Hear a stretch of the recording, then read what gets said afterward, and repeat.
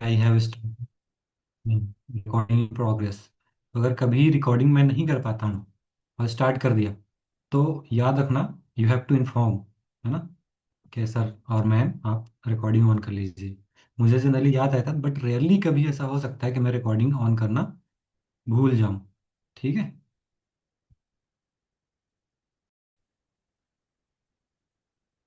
Okay, start करते हैं। तो आज हमें जो है एटमॉस्फेरिक लेयर्स, ठीक है, मेनली इसी को कवर करना है। And that is very important, एक क्वेश्चन वहाँ से आता ही है। बट उससे पहले कुछ फॉर्मेलिटीज़ हैं, है ना, बुक्स में जो दी हुई हैं तो पढ़ना है, कभी कभी वहाँ से भी क्वेश्चन आ जाता है ना। So before we start we need to know कि एग्रोमेट क्या है, क्लाइमेटोलॉजी क्या है। ठीक है। क्लाइमेटोलॉजी हम यहाँ पर डिटेल में नहीं पढ़ेंगे, डिटेल में हम एग्रोमेट्रोलॉजी पढ़ेंगे। ठीक है। तो मैंने बताया था जितने भी लॉजी एंड नॉमी वाले टर्म हैं, है ना, नॉमी में कौन सा आ जाएगा आपका, एग्रोनॉमी। और लॉजी में तो कितने सारे हैं, क्लाइमेटोलॉजी है, एग्रोमेट्रोलॉजी है ना, मेटेरोलॉजी है, ठीक है, होमोलॉजी है, बहुत सारे लॉजी ऐसे। ठीक है। तो सारे लॉजी वाले आपके क्या हो जाएंगे, लॉजी एंड नॉमी ग्रीक वर्ड।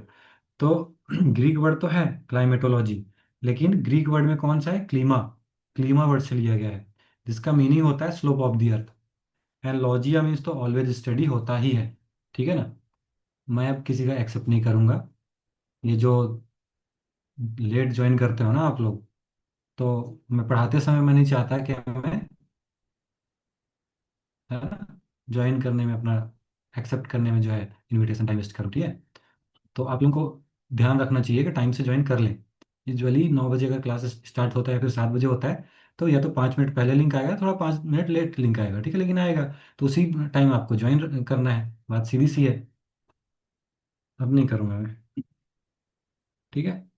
तो क्लाइमेटोलॉजी जो है आपका ग्रीक वर्ड है क्लीमा प्लस लॉजी, है ना। तो क्लीमा मीन्स होता है स्लोप ऑफ द अर्थ, ये चीज़ याद रखना है आपको। अब क्लाइमेट क्या है, क्लाइमेट एक तो वेदर का एग्रीगेशन होता है ना, वेदर का एग्रीगेशन होता है लॉन्ग टर्म पीरियड में। ठीक है। अब ये लॉन्ग टर्म पीरियड कितना होता है, एटलीस्ट 30 ईयर्स का एवरेज होना चाहिए, है ना। तो अगर मान लो हमें किसी रीजन का टेम्परेचर डिसाइड करना है ना, किसी भी रीजन का टेम्परेचर डिसाइड करना है, तो हम इस 30 ईयर्स का टेम्परेचर जो है लेंगे, है ना, और एवरेज वैल्यू निकालेंगे। फिर हम कह सकते हैं कि इस रीजन का जो है टेम्परेचर इतना होता है। फिर उसको एक पर्टिकुलर क्लाइमेट के अंडर में हम क्लासीफाई करेंगे। तो क्लाइमेट का क्लासिफिकेशन भी बहुत सारे बेसिस पे होता है ना, बहुत सारे बेसिस पे होता है।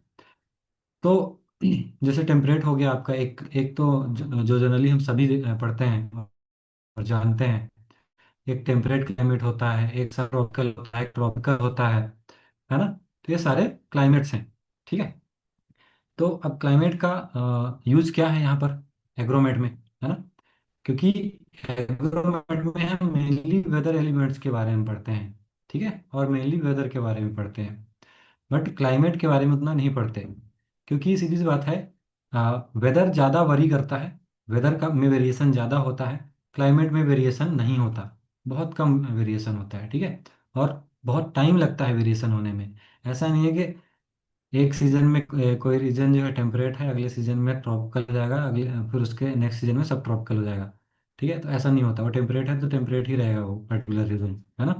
But weather can change. ठीक है। तो नेक्स्ट है इसमें कि climate is defined as the mean physical state of climatic system which is constituted by atmosphere, hydrosphere, cryosphere, lithosphere and biosphere which are intimately interconnected, है ना। तो क्लाइमेट जो है मीन फिजिकल स्टेट होता है इन सभी का, एटमॉस्फेयर का, हाइड्रोस्फीयर का, क्रायोस्फीयर का, लिथोस्फीयर का एंड बायोस्फीयर का। ठीक है। और आपस में सब कनेक्टेड होते हैं। और इसमें जो हम एवरेज लेते हैं वो 30 ईयर्स का होता है एटलीस्ट। ये क्वेश्चन आपका आता है मेनली। ठीक है। एंड फादर ऑफ क्लाइमेटोलॉजी मैंने बताई था, चैट बॉक्स में करो, कौन है। देन अदर डेफिनेशंस कई सारे हो सकते हैं, है ना। तो डेफिनेशन याद नहीं करना है हमें, ठीक है, मीनिंग समझना है बस। डेफिनेशन लिखने को नहीं आएगा आपका, क्योंकि एमसीक्यू बेस्ड है ना एग्जाम आपका। तो climatology is the science dealing with factors that determine and control the distribution of climate over the earth surface, है ना। एंड एग्रो क्लाइमेटोलॉजी, अब एग्रो क्लाइमेटोलॉजी में क्या हो जाएगा, क्लाइमेट की स्टडी हम एग्रीकल्चर पॉइंट ऑफ व्यू से करेंगे। हमें एग्रीकल्चर में जितना यूज है क्लाइमेट का, उतना हम स्टडी करेंगे एग्रो क्लाइमेटोलॉजी में। ऐसा नहीं है कि पूरा पीएचडी कर लेंगे क्लाइमेटोलॉजी में, है ना। तो एग्रो क्लाइमेटोलॉजी में हम सिर्फ उतना ही स्टडी करेंगे। हाँ, कॉपे नहीं है, ठीक है, गुड। तो एग्रो क्लाइमेटोलॉजी हम एग्रीकल्चर के पॉइंट ऑफ व्यू से पढ़ेंगे, ठीक है। Deals with relationship between climate regimes and agricultural production, it also includes instrumentation and weather forecasting. तो इंस्ट्रूमेंटेशन एंड, इंडिया में एल ए रामदास नहीं है क्लाइमेट का यार, तुम लोग को याद रखा करो क्या बताता हूँ मैं, है ना। इंडिया में एग्रोमेट का है Ramdas, L A Ramdas. India में कोई नहीं है क्लाइमेटोलॉजी का, एग्रो क्लाइमेटोलॉजी का, ठीक है। तो इंस्ट्रूमेंटेशन एंड वेदर फोरकास्टिंग, ये तो आपका मेट्रोलॉजी में भी रहेगा, एग्रोमेट में भी रहेगा, है ना। मेन चीज़ हो जाती है वहाँ पर। देन नेक्स्ट है इसमें, मेटेरोलॉजी की बात करें, मेटेरोलॉजी की बात कर लो या फिर एग्रोमेट की बात कर लो, है ना। दोनों ग्रीक वर्ड ही होंगे। अब मेट्रोलॉजी जो है आपका ग्रीक वर्ड मेटियोर से डिराइव्ड है, ठीक है। मेटियोर्स, इट मीन्स होता है हाई इन द स्काई, ठीक है, high in the sky. And लॉजिया means तो स्टडी होता ही है ना। अब एग्रोमेट के फादर्स वगैरह हमने पढ़ रखे हैं, ठीक है। एग्रोमेट के सारे फादर्स जितने भी हैं हमने कल के लेक्चर में पढ़ रखे हैं, ठीक है ना। देन मेट्रोलॉजी जो है आपका फिजिक्स का ब्रांच होता है ना। किसका ब्रांच होता है? फिजिक्स का होता है, ठीक है। तो मेट्रोलॉजी को डिटेल में नहीं पढ़ना है। एग्रोमेट का मैं अगेन वही बता देता हूँ सिंपली। एग्रोमेट जो है हम मेट्रोलॉजी को एग्रीकल्चर पॉइंट ऑफ व्यू से पढ़ेंगे, है ना। अब मेट्रोलॉजी का लाइक वेदर, मेन तो होता है वेदर, क्योंकि वेदर ही वरी करता है, ठीक है। तो वेदर कैसे इन्फ्लुएंस कर सकता है क्रॉप प्रोडक्शन को, ठीक है। वेदर क्रॉप्स को, प्लांट ग्रोथ को, यील्ड को कैसे अफेक्ट करता है, कैसे इंटरेक्ट करता है, तो इन सब की स्टडी हम एग्रोमेट में पढ़ते हैं। इंस्ट्रूमेंटेशन यहाँ भी होगा, वेदर फोरकास्टिंग यहाँ भी होगा, है ना। एग्रो क्लाइमेटोलॉजी इसमें भी इंक्लूड रहेगा, ठीक है ना। तो ये सारी चीज़ें होती हैं। और मेट्रोलॉजी में जनरली हम वेदर प्रोसेस एंड फोरकास्टिंग के बारे में पढ़ते हैं, है ना। Weather forecasting and weather process, कि वेदर में जो है कैसे कैसे चेंजेस आते हैं, जो डिफरेंट वेदर एलिमेंट्स हैं, है ना। आपका रेनफॉल है, सोलर रेडिएशन है, विंड स्पीड है एंड सो ऑन। तो ये आपस में कैसे इंटरकनेक्टेड हैं, ठीक है। कैसे चेंज होते हैं एक दूसरे से, उसका इफेक्ट हमारी लाइफ में क्या पड़ सकता है, उसका इफेक्ट एनवायरनमेंट में क्या पड़ सकता है, उसका इफेक्ट जो है क्रॉप प्रोडक्शन में क्या पड़ सकता है, ठीक है। तो इन सब की स्टडी हम मेट्रोलॉजी में करते हैं, है ना। अब इन सब चीज़ के लिए इंस्ट्रूमेंटेशन चाहिए, लैब चाहिए, ठीक है। तो वो सब सेट होता है इसमें, तो इसलिए इंस्ट्रूमेंटेशन इसमें भी होता है ना। इंस्ट्रूमेंटेशन इसमें भी होता है, ये चीज याद रखना। नेक्स्ट है इसमें अदर डेफिनेशन है, नेक्स्ट फिर एग्रो क्लाइमेटोलॉजी। यहाँ पर एस आर रेड्डी में एक लाइन लिखी हुई है कि जो क्लाइमेट है ना, या फिर weather, studies indicate that weather during the crop production season strongly influences the crop growth and development and accounts for two-third, और यू कैन से 60% of the variation in productivity, ठीक है। तो जो 60% वेरिएशन आता है ना क्रॉप प्रोडक्शन में, वो किस पे डिपेंड करता है? वेदर पे डिपेंड करता है कंप्लीटली, ठीक है। किस पे डिपेंड करेगा? वेदर पे डिपेंड करेगा। देन जो 33% है वो हमारे क्रॉप मैनेजमेंट प्रैक्टिसेस पे डिपेंड करेगा, ठीक है ना। क्योंकि वेदर जो है ना, अगर हार्श वेदर हो गया बहुत ज़्यादा, तो 100% क्रॉप लॉस कर देता है। जैसे कि फ्रॉस्ट हो गया आपका, बहुत ज़्यादा इंटेंस रेनफॉल हो गया, है ना, बहुत ज़्यादा, इवन सडन राइज हो गया टेम्परेचर में, ठीक है। तो ये सब फैक्टर्स जो है ना, अप टू 100% भी करता है, बट ऑन एन एवरेज हम कहें तो 67% है जो कंप्लीटली वेदर पे डिपेंडेंट है। उसके बाद 33% जो है क्रॉप यील्ड, वो डिपेंड करेगा क्रॉप मैनेजमेंट पे, है ना। तो इस चीज़ को याद रखना, स्टेटमेंट वाइज कभी पूछा जा सकता है इसको। नेक्स्ट, वेदर और क्लाइमेट में क्या डिफरेंस होता है ना। नेक्स्ट है कि वेदर एंड क्लाइमेट में क्या डिफरेंस होता है। तो वेदर जो है ये डे टू डे स्टेट होता है एटमॉस्फेयर का एट पर्टिकुलर प्लेस, और ये प्लेस जो है स्मॉल होता है ना। प्लेस का साइज जो है क्या होता है? स्मॉल होता है, ठीक है। तो डे टू डे एक पर्टिकुलर टाइम में एक पर्टिकुलर प्लेस में एटमॉस्फेरिक कंडीशन को बताता है, एटमॉस्फेयर के स्टेट को बताता है ना, वेदर। और वहीं क्लाइमेट क्या होता है? It is the aggregate of weather conditions over a long period of time, and that is usually more than 30 years. ठीक है, मोर देन 30 ईयर्स, 30 और 30 ईयर्स का एवरेज होता है, और वेदर का ही एग्रीगेट होता है। ठीक है ना?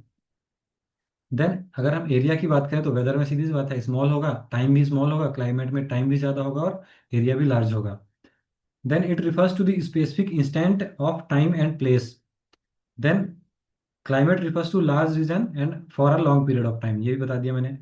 नेक्स्ट है, it is always changing and differs from time to time. तो वेदर सीरीज बात है, टाइम टू टाइम चेंज होगा, प्लेस टू प्लेस चेंज होगा। मेरे यहाँ का वेदर और टेम्परेचर कुछ और होगा, आपके यहाँ का वेदर और टेम्परेचर कुछ और होगा। नॉर्थ इंडिया में कुछ और होगा, साउथ इंडिया में कुछ और होगा, है ना, नॉर्थ ईस्ट में कुछ और होगा।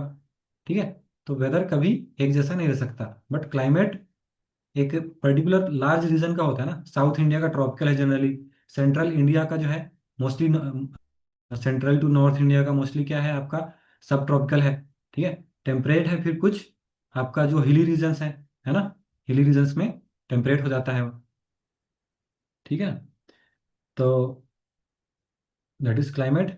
क्लाइमेट इज मोर स्टेबल, है ना, क्लाइमेट इज मोर स्टेबल, और ये इजीली चेंज नहीं होता, इसलिए हम क्लाइमेट चेंज पैटर्न पढ़ते हैं, है ना। और क्लाइमेट चेंज बहुत स्लो होता है। ठीक है? ऑटोमेट क्लाइमेट चेंज, चलो इस चीज़ को मैं डिटेल में बताऊंगा। अर्थ का क्लाइमेट कभी एक जैसा नहीं रहता, नेचुरली वो चेंज होते रहता है। बट ह्यूमंस क्या कर रहे हैं, इस चीज़ को एक्सीलेट कर रहे हैं। ठीक है? अगर कोई चीज़ लाखों साल बाद होनी है, तो ह्यूमंस उसको 1000 साल में ही कर दे रहे हैं। ठीक है? तो ये चीज़ हो रहा है बस। नेक्स्ट है, बेस्ड ऑन वेदर हम कौन से डिसीजंस लेंगे, और बेस्ड ऑन क्लाइमेट कौन से डिसीजन लेंगे क्रॉप प्रोडक्शन में, ठीक है, फिर एग्रीकल्चर में। तो टाइम एंड लैंड प्रिपरेशन, सीधी सी बात है, जो छोटी छोटी चीज़ें हैं, अभी हमें पानी देना है कि नहीं, पानी देना है तो कितना पानी देना है, ठीक है, और कब पानी देना है ना, तो वो बेस्ड ऑन वेदर हो जाएगा।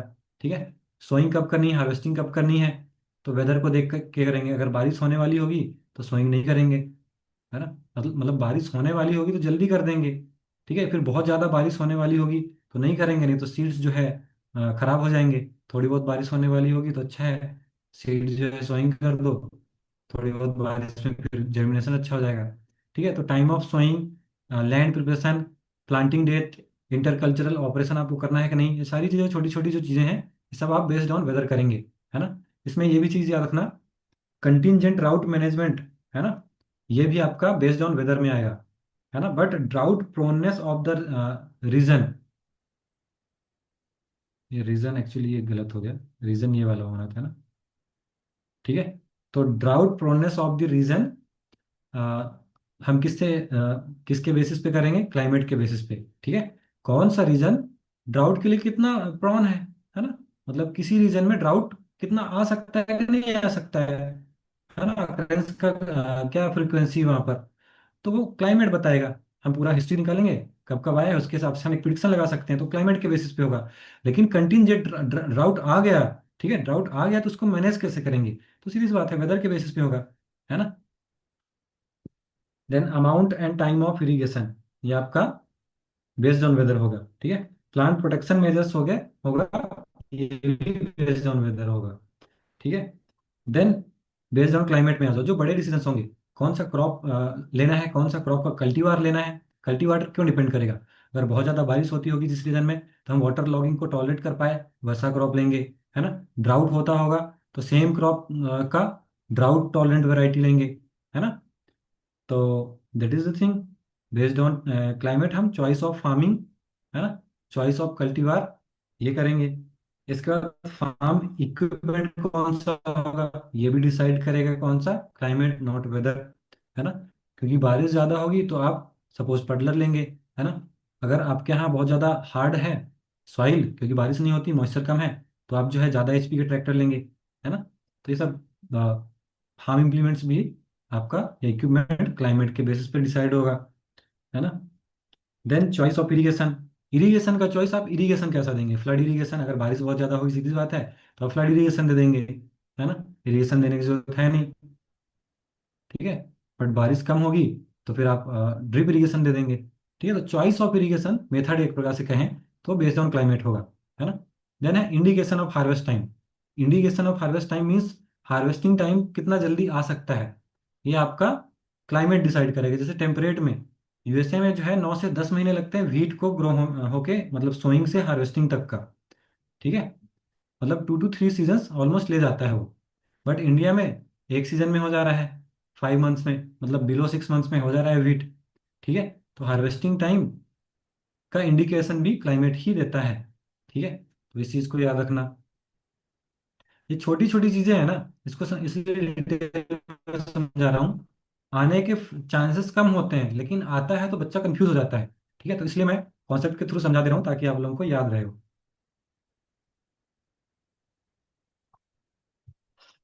देन नेक्स्ट है इसमें macro climate and micro climate. ठीक है, तो मैं देखो, मैक्रो क्लाइमेट और माइक्रो क्लाइमेट क्या है।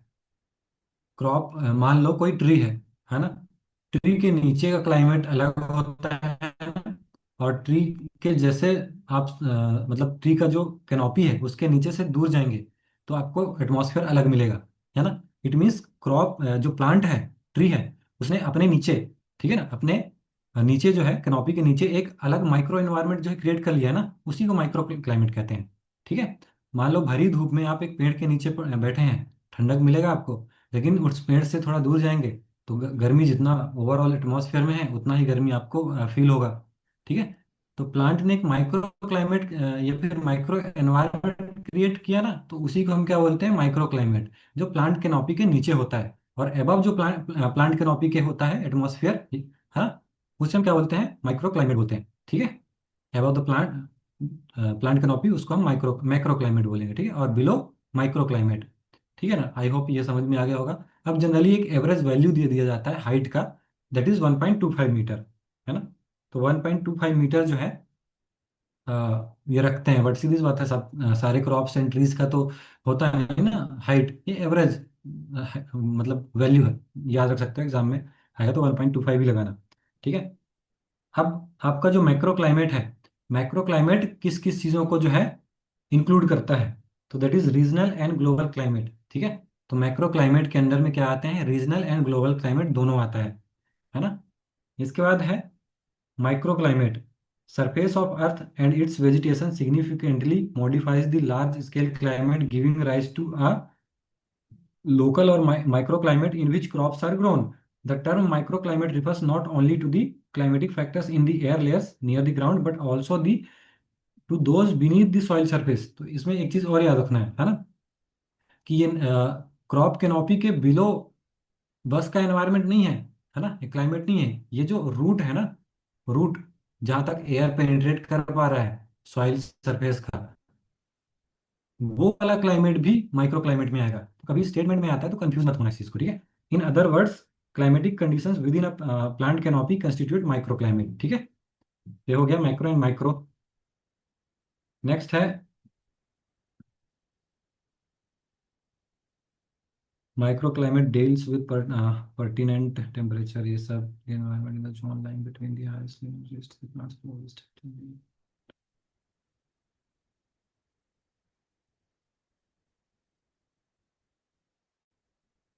हम्म, वेदर फोरकास्ट हम आगे पढ़ेंगे, यहाँ पर नहीं है। बट SR रेड्डी की बुक में दो चीज़ लिखी हुई है, एक रिस्पॉन्स फार्मिंग और एक होता है फ्लेक्स क्रॉपिंग। ठीक है, तो इन दो के बारे में कभी कभी याद आता है। तो हमने जैसे कल पढ़ा था, रिस्पॉन्स फार्मिंग जो है किसने दिया था, स्टुअर्ट ने दिया था 1988 में। ठीक है, तो रिस्पॉन्स फार्मिंग क्या होता है, response farming is methodology developed by Stewart based on observation that farmers can improve their return by closely monitoring on farm weather and by using the information in their day-to-day management decisions।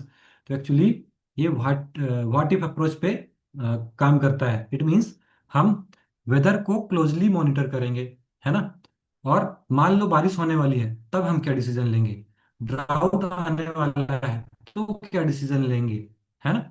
मान लो बारिश होने वाली है तो आपको fertiliser apply करने जा रहे थे आप, तो आप अप्लाई करेंगे कि नहीं, हर्बिसाइड अप्लाई करने वाले थे, पेस्टिसाइड अप्लाई करने वाले थे, तब आप उसको अप्लाई करेंगे कि नहीं। ठीक है, तो बेस्ड ऑन वेदर प्रिडिक्शंस आप क्या प्रैक्टिसेस फॉलो करेंगे फील्ड में, वो आपको क्या बताता है, रिस्पॉन्स फार्मिंग, है ना। उस चीज को कौन बताता है, रिस्पॉन्स फार्मिंग बताता है। ठीक है, एक और होता है टेरा फार्मिंग, यहाँ पर नहीं लिखा है, मैं अगर कभी आने वाले एग्जाम क्लासेस में भूल जाऊँ तो याद रखना।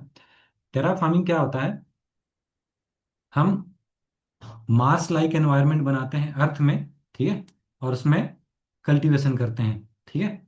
अब ये चीज़ें इसलिए ज़रूरी हैं कि अगर हमें कभी मार्स में जाके सेटल होने की नीड पड़े, है ना, तो हम ऑलरेडी उस चीज़ के लिए रेडी रहें, है ना। क्योंकि यू ऑल नो, जब एक मीटियोर हिट किया था तो सारे जितने भी ये थे डायनासोर्स, उनकी पॉपुलेशन वाइप आउट हो गई। तो साइंटिस्ट का ऐसा मानना है कि ह्यूमंस को जो है अगर सरवाइव करना है लॉन्गर पीरियड ऑफ टाइम तक के लिए, तो उनको मल्टी प्लेनेटरी होना पड़ेगा, है ना। तो अर्थ जैसा एनवायरनमेंट तो नहीं है। आप ट्रोपोस्फेयर के ऊपर चले जाएंगे ना, इवन ट्रोपोस्फेयर में भी 6 8 10 किलोमीटर ऊपर चले जाएंगे, तो यू कैन नॉट सर्वाइव, है ना। तो स्वर्ग पृथ्वी में ही है और कहीं नहीं है, एक चीज याद रखो, ठीक है। बट ठीक है, आ, उस चीज का के चैलेंजेस अलग हैं, साइंटिस्ट अपना काम कर रहे हैं, है ना। मार्स में हो सकता है क्योंकि वो गोल्डी लॉक जोन में आता है, एक हैबिटेबल जोन में आता है ना। है ना, तो ये रिस्पॉन्स फार्मिंग हुआ, स्टुअर्ट ने दिया था 1988 में, ठीक है। व्हाट इफ अप्रोच पे बेस्ड है ये। नेक्स्ट है फ्लेक्स क्रॉपिंग। फ्लेक्स क्रॉपिंग का मतलब ही है फ्लेक्सिबल क्रॉपिंग, ठीक है। फ्लेक्स क्रॉपिंग का मतलब ही है फ्लेक्सिबल क्रॉपिंग, ठीक है। इट मीन्स ये रिस्पॉन्स फार्मिंग के जैसा ही है, ये सिमिलर कॉन्सेप्ट है रिस्पॉन्स फार्मिंग के जैसा ही।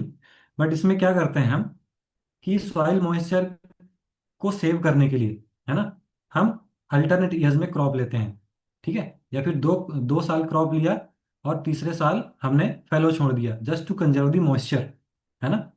तो जहाँ पर मॉइस्चर की प्रॉब्लम है ना, इरिगेशन की प्रॉब्लम है, तो वहाँ पर एक साल हम या फिर एक सीजन मॉइस्चर को कंजर्व करते हैं और बाकी सीजन में क्रॉप लेते हैं, ठीक है। तो इसी को फ्लेक्स क्रॉपिंग कहते हैं, और बाकी कुछ नहीं है।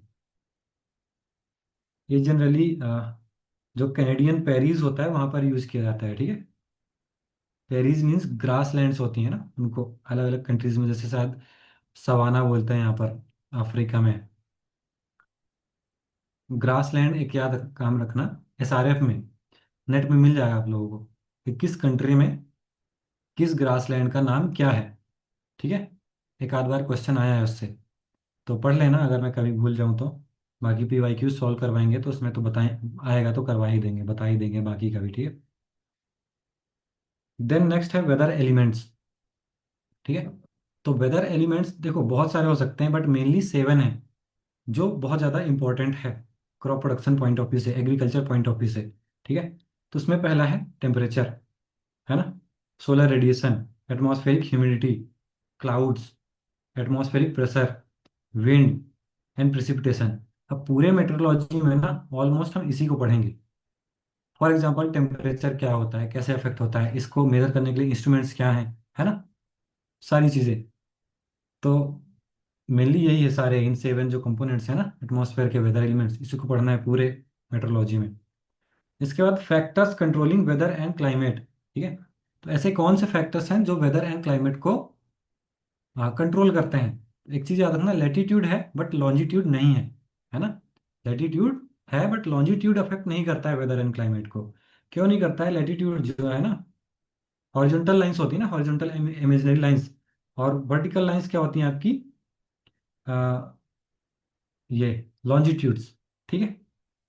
तो आप लेटीट्यूड में ऊपर या नीचे जाएंगे, है ना, तो ऊपर पोल्स हैं, पोलर क्लाइमेट हो गया। फिर इक्वेटर इक्वेटर के पास जो कंट्रीज हैं वहाँ पर ट्रॉपिकल होगा, और इन दोनों के बीच में जो है वो सब ट्रॉपिकल है, ठीक है। फिर टेम्परेट है। तो लेटीट्यूड में चेंज हो रहा है ना, बट लॉन्जिट्यूड में तो नहीं होगा ना, लॉन्जिट्यूड में सेम चीज़ पड़ेगी, ठीक है। तो इसलिए लॉन्जिट्यूड नहीं करता है अफेक्ट, बट लैटिट्यूड करता है, ठीक है। इस चीज़ को याद रखना। फिर लैंड एंड वाटर बॉडीज भी करेगा, है ना। वाटर बॉडीज या फिर रिवर के पास जो है अलग ही ठंडक फील होता है ना गर्मी के टाइम पे, है ना। तो मतलब वो क्लाइमेट को तो अफेक्ट कर रहा है ना, लैंड भी कर रहा है। आपका थार डेजर्ट, डेजर्ट में अलग क्लाइमेट होगा, है ना। देन फिर जहाँ पर ग्रास लैंड है, ट्री वगैरह है, तो उस लैंड में अलग होगा। जहाँ पर ग्रासेस ट्रीज नहीं है तो उसमें क्लाइमेट अलग होगा, ठीक है। तो climate water bodies and land भी करेगा, आपका अल्टीट्यूड भी करेगा। अल्टीट्यूड हाइट होता है मीन सी लेवल से, हमने बताया था। ठीक है ना। जैसे जो माउंटेन्स हैं, है ना, हिली एरियाज हैं, वहाँ पर जो रहते हैं बच्चे, मतलब जो लोग रहते हैं वो, वहाँ पर टेम्परेचर जनरली कम ही रहता है, क्योंकि with increase in height temperature decrease होता है। डिक्रीज क्यों होता है? क्योंकि एयर की डेंसिटी डिक्रीज होते जाती है ना। एयर जो है डेंसेस्ट आपके लोअर ट्रोपोस्फेयर में ही है ना, near the surface of the earth. But जैसे जैसे आप ऊपर जो जाते जाएंगे, एयर जो है डेंसिटी कम होते जाएगी। ठीक है, तो डेंसिटी कम होगी तो सीधी सी बात है, हीट को एब्जॉर्ब करने के लिए कुछ होगा नहीं, है ना, तो टेम्परेचर डिक्रीज होते जाएगा, है ना, दैट इज द रीजन। और प्रेशर भी डिक्रीज होते जाता है। देन टोपोग्राफी, है ना, टोपोग्राफी भी करता है, आगे पढ़ेंगे इसको। माउंटेन भी करता है ना। देखो माउंटेन अपना जो हिमालयन रीजन है ना, तो जो रसिया का जो साइबेरिया रीजन है, फिर चाइना, चाइना में जो कुछ मतलब सिटीज है इधर, नाम याद नहीं आ रहा है मुझे, तो वहां से जो सर्द हवाएं आती हैं ना, उसको हिमालय हिमालय ब्लॉक करता है। अब मतलब नॉर्थ साइड से आ रहा है ना, उस तरफ नॉर्थ हो जाएगा, और इस तरफ हमारे तरफ इंडिया जिस तरफ है, तो हिमालय का साउथ वाला पार्ट हो जाएगा ये। ठीक है, तो साउथ वाले पार्ट में बारिश होती है ना, जो साउथ वेस्ट मानसून आता है तो हिट करता है इसको, सदर्न साइड जो है हिमालय का, ठीक है, उसको हिट करेगा और बारिश होगा पूरा इधर। तो देखो इधर का क्लाइमेट अलग है, और उसके नॉर्थ साइड का क्लाइमेट अलग है ना, तो माउंटेन भी कर रहा है ना, इसको मानसून में अच्छे से पढ़ेंगे, है ना। देन वही है next, the distance from equator latitude either from south और north largely creates variation in climate, है ना। Based on latitude the climate has been classified as latitude के बेसिस पे, है ना, tropical, sub tropical, temperate and polar climate. Latitude के base में चार हो गया बेसिस पे।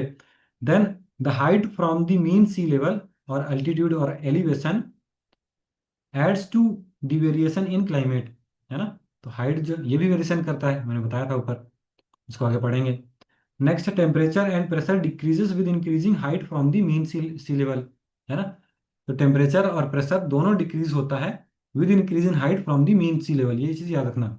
जनरली अगर टेम्परेचर इंक्रीज होता है तो एटमॉस्फेरिक प्रेशर डिक्रीज होता है ना। ये अर्थ सरफेस की बात है। ठीक है, टेम्परेचर डिक्रीज होगा तो आपका एटमॉस्फेरिक प्रेशर बढ़ेगा, है ना। मीन्स दोनों एक एक दूसरे के अपोजिट है, इन्वर्सली प्रोपोर्शनल है।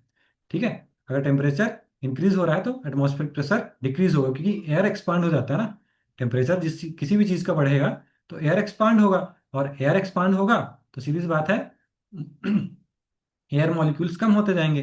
तो प्रेशर क्या होता है? Atmospheric pressure. एटमॉस्फेयर में जो भी मॉलिक्यूल्स हैं, वो जो प्रेशर एग्जर्ट करती हैं towards the surface of the earth, वो एटमॉस्फेरिक प्रेशर है ना। तो जितना ज़्यादा मॉलिक्यूल्स होगा डेंस, उतना ज़्यादा प्रेशर फील होगा सरफेस में। बट टेम्परेचर बढ़ते जाएगा तो यही चीज़ एक्सपांड करते जाती है ना, एयर। तो टेम्परेचर, ये एटमॉस्फेरिक प्रेशर डिक्रीज होते जाता है। बट अगर हाइट बढ़ रहा है, एलिवेशन इंक्रीज हो रहा है ना, तो टेम्परेचर और प्रेशर दोनों डिक्रीज होता है, क्योंकि एयर डेंसिटी डिक्रीज होते जाती है ना, एयर की डेंसिटी डिक्रीज होते जाती है। अब एयर डेंसिटी डिक्रीज होगी तो मैंने बताया था, हीट को एब्जॉर्ब नहीं कर पाएगा, रीइमिट नहीं कर पाएगा, तो टेम्परेचर भी डिक्रीज करेगा, है ना। अब एयर मॉलिक्यूल्स कम है ना, डिक्रीज होते जा रहे हैं, डेंसिटी कम होते जा रही है, तो प्रेशर भी कम एक्सर्ट करेंगे, तो एटमॉस्फेरिक प्रेशर भी डिक्रीज होते जाता है जैसे जैसे हाइट बढ़ेगा तो। ठीक है, तो इस चीज को याद रखना।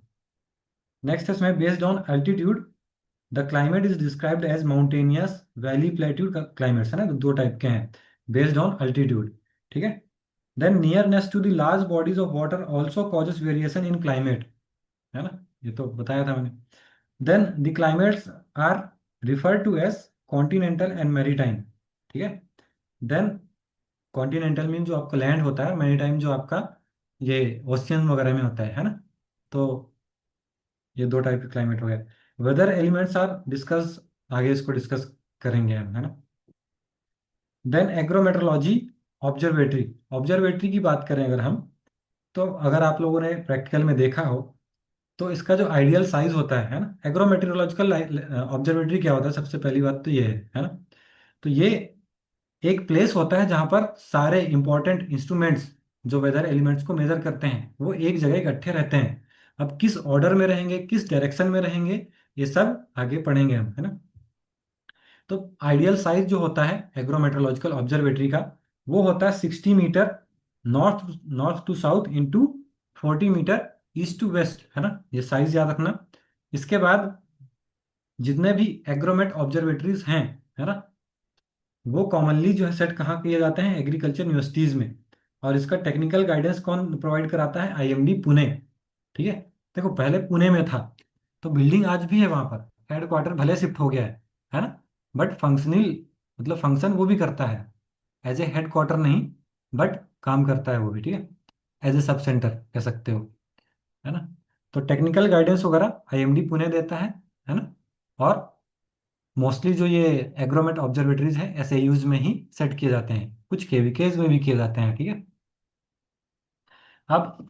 जो ऑब्जर्वेटरी है आपके तीन टाइप के होते हैं। एक हो गया ए टाइप, दूसरा है बी टाइप, है ना, और तीसरा है आपका सी टाइप, ठीक है।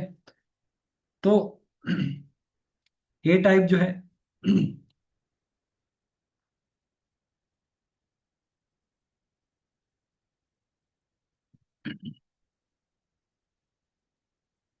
ए टाइप जो ऑब्जर्वेटरी होता है इसको प्रिंसिपल एग्रोमेट्रोलॉजिकल ऑब्जर्वेटरी भी कहते हैं। और ये सिर्फ एक है इंडिया में, and that is it Pune, है ना। तो पुणे महाराष्ट्र में एक है ए टाइप ऑब्जर्वेटरी, ठीक है, और ये मेन होता है। यहाँ पर large number of meteorological parameters जो है मेजर किए जाते हैं, ठीक है। यहाँ पर रिसर्च वगैरह का काम भी होता है ना। और इनका जो है डायरेक्ट कोलेबोरेशन होता है डब्ल्यूएमओ से, ठीक है। जितने मेजर काम है ना, वो सारे ए टाइप करता है, बी टाइप जस्ट फॉलो करता है उसको, ठीक है। बी टाइप जस्ट फॉलो करता है, और बी टाइप ही आपके स्टेट एग्रीकल्चर यूनिवर्सिटीज में होता है, ठीक है। तो बी टाइप ऑब्जर्वेटरीज इसको ऑर्डिनरी एग्रोमेट्रोलॉजिकल ऑब्जर्वेटरी भी कहते हैं, है ना।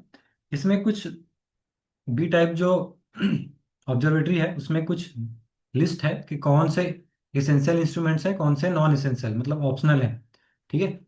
तो रेयरली पूछ सकता है, इसको बहुत ज़्यादा इंपॉर्टेंट नहीं है, रेयरली पूछ सकता है। तो मैं कहूँगा ऑप्शनल इंस्ट्रूमेंट याद रख लो, है ना। बाकी फिर जितने बचे इसेंशियल होंगे वो, ठीक है। तो आपके ऑप्शनल में सन साइन रिकॉर्डर है, ड्यू गेज है ना, थर्मोग्राफ है, सेल्फ रिकॉर्डिंग रेन गेज है, हाइग्रोमीटर है, और डबल स्क्रीन स्टीवेंसन स्क्रीन है ना। तो सिंगल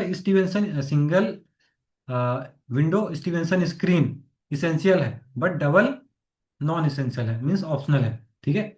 फिर आपका जो हेयर हाइग्रोग्राफ है ये भी ऑप्शनल है, सेल्फ रिकॉर्डिंग ऑप्शनल है, बट जो आपका रैन गेज है नॉन रिकॉर्डिंग, है ना, जो कि सेल्फ काम नहीं करता, वो आपका एसेंशियल में आएगा, बट सेल्फ रिकॉर्डिंग ऑप्शनल है ना। ड्यू को ऑप्शनल है, किसी पढ़िए ड्यू कितना पड़ता है किसी रीजन में, ठीक है, तो ऑप्शनल है वो।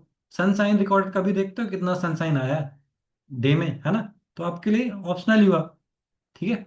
बट डे में कितना मैक्सिमम टेम्परेचर गया और मिनिमम कितना गया है, तो ठंडी के टाइम पे और गर्मी के टाइम पे देखते हो, तो आपका एसेंशियल में चले जाएगा वो, है ना। तो ऐसे करके याद कर सकते हो उसको। C type C type observatory, इसको ऑक्सिलरी एग्रोमेट ऑब्जर्वेटरी भी कहते हैं। और ये जनरली क्वालिटेटिव डेटा जो है मेजर करते हैं किस चीज़ में, फिनोलॉजी पेस्ट एंड डिसीजेस में, ठीक है। फिनोलॉजी पेस्ट एंड डिसीजेस के रिगार्डिंग जो है ये ऑब्जर्वेटरीज वर्क करते हैं, इनको ऑक्सिलरी एग्रोमेट ऑब्जर्वेटरी भी कहते हैं, ये याद रखना। देन डी टाइप को pilot balloon cum micrometeo station भी कहते हैं, है ना। डी टाइप को pilot balloon cum micrometeo station भी कहते हैं। अब these are started under the desert locust meteorology scheme, ये याद रखना, है ना। D type means D stands for desert, ऐसे याद रख लेना, इसको पायलट बलून का माइक्रोमीटियो भी बोलते हैं। और ये डेजर्ट लोकस्ट मेट्रोलॉजी स्कीम के अंडर में इसको डेवलप किया गया था। And they provide low level winds to assist in the issue of anticipated wind for anti locust observation. ये लोकस्ट को जो है ऑब्जर्व करता है। अभी आया था ना कोरोना के टाइम पे, 2021 वगैरह के टाइम पे आया था ना लोकस्ट, ठीक है। तो कुछ सालों में लोकस्ट का अक्रेंस होते रहता है ना। एक पर्टिकुलर एनवायरनमेंट चाहिए लोकस्ट के पॉपुलेशन को इंक्रीज होने के लिए, ठीक है। कभी उनको बहुत ज़्यादा खाने को मिल जाता है, तो खाने को मिलेगा तो ब्रीड करेंगे, उसके बाद पॉपुलेशन बढ़ाएंगे जैसे ह्यूमंस कर रहे हैं, है ना। तो वैसे ही टिड्डे भी करते हैं, है ना, लोकस्ट।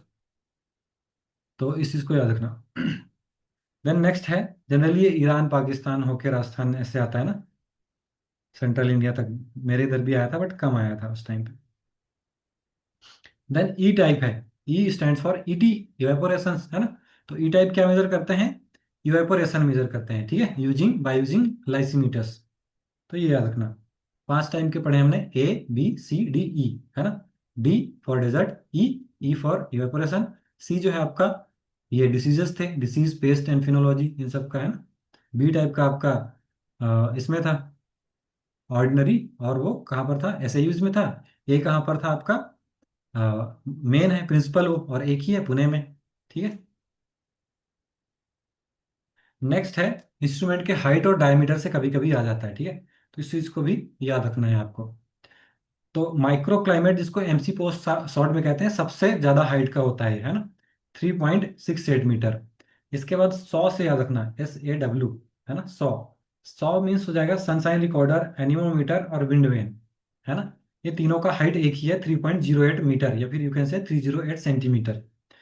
नेक्स्ट है Stevenson screen. Stevenson screen 122 centimetre में होता है ना, या फिर 1.22 यू कैन से, ठीक है। तो दैट इज स्टीवेंसन स्क्रीन। इसके बाद ऑटोमेटिक रेन गेज, ये 75 सेंटीमीटर में होता है। ऑर्डिनरी रेन गेज, ये 30 सेंटीमीटर की हाइट पे होता है। इवेपोरेशन पैन, है ना, ये होता है 25 to 30 सेंटीमीटर की हाइट पे होता है, ठीक है। तो इस चीज़ को याद रखना। देन डायमीटर की बात करें तो ग्लास ग्लोब जो सनशाइन रिकॉर्डर है, इसका 10 सेंटीमीटर होता है ना।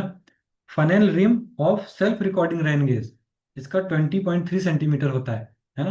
Then funnel rim of ordinary rain gauge, इसका 12.7 होता है, ठीक है ना। इसके बाद class A open pan evaporimeter होता है, ठीक है। तो 121, मतलब 122 भी लिखा है रेडी रेडी में, और 120, तो क्लोज ही है, कोई ज़्यादा नहीं, है ना। ऑप्शन बहुत क्लोज नहीं होगा, ऐसा नहीं कि 119, 120, 121, 122, ऐसा नहीं होगा, ठीक है। डिफरेंस होता है काफ़ी। इसके बाद यूनिट्स याद रखना। यूनिट्स के लिए मैं बता दे रहा हूँ, सॉइल साइंस में आप यूनिट पढ़ेंगे मेनली, और एटमॉस्फेयर में मेनली पढ़ेंगे, और इरिगेशन में पढ़ेंगे। ये 3 चैप्टर्स में आप जो है यूनिट पढ़ेंगे, और एग्रीकल्चर स्टैटिस्टिक्स है इसके बाद, है ना। तो इन 3 4 चैप्टर्स हैं, एक आध और भूल सकता हूँ मैं। तो यहाँ पर मेनली आपको फॉर्मूलाज मिलेंगे, यूनिट्स मिलेंगे। यूनिट से एक क्वेश्चन आता है, फ्रिक्वेंटली आता है। तो याद रखना, यूनिट के सभी के यूनिट याद रखने हैं आपको। टेम्परेचर को पता है ना। वैसे एसआई यूनिट केल्विन होता है, डिग्री सेल्सियस से भी यूनिट डिनोट करते हैं हम। वेपर प्रेशर है MM of Hg, ठीक है। देन रिलेटिव ह्यूमिडिटी है, याद रखना रिलेटिव ह्यूमिडिटी जो है ना यूनिट लेस होता है। परसेंटेज यूनिट नहीं होता है कभी किसी भी चीज़ का, परसेंट से हम एक्सप्रेस करते हैं। परसेंट कभी किसी चीज़ का यूनिट नहीं होता, याद रखना, ठीक है। तो इट इज़ यूनिट लेस, ठीक है। रिलेटिव ह्यूमिडिटी यूनिट लेस होता है, परसेंट से हम डिनोट करते हैं। देन विंड डायरेक्शन जो है ना, डिग्रीज में करते हैं, 0 to 360 होता है। ट्रू नॉर्थ इसका 0 में होता है, आगे पढ़ेंगे। देन विंड स्पीड का है kilometre per hour. Rainfall and evaporation का MM/डे। ब्राइट सनशाइन आवर्स का जो है आवर्स में ही रहता है ड्यूरेशन, है ना। क्लाउड कवर याद रखना ऑक्टा में होता है, ठीक है। तो BYQ में भी पूछा है, ऑक्टा में होता है, 0 to 8 होता है। आगे पढ़ेंगे इसको। एटमॉस्फेरिक प्रेशर जो है millibars MM of Hg pascal में होता है, ठीक है ना।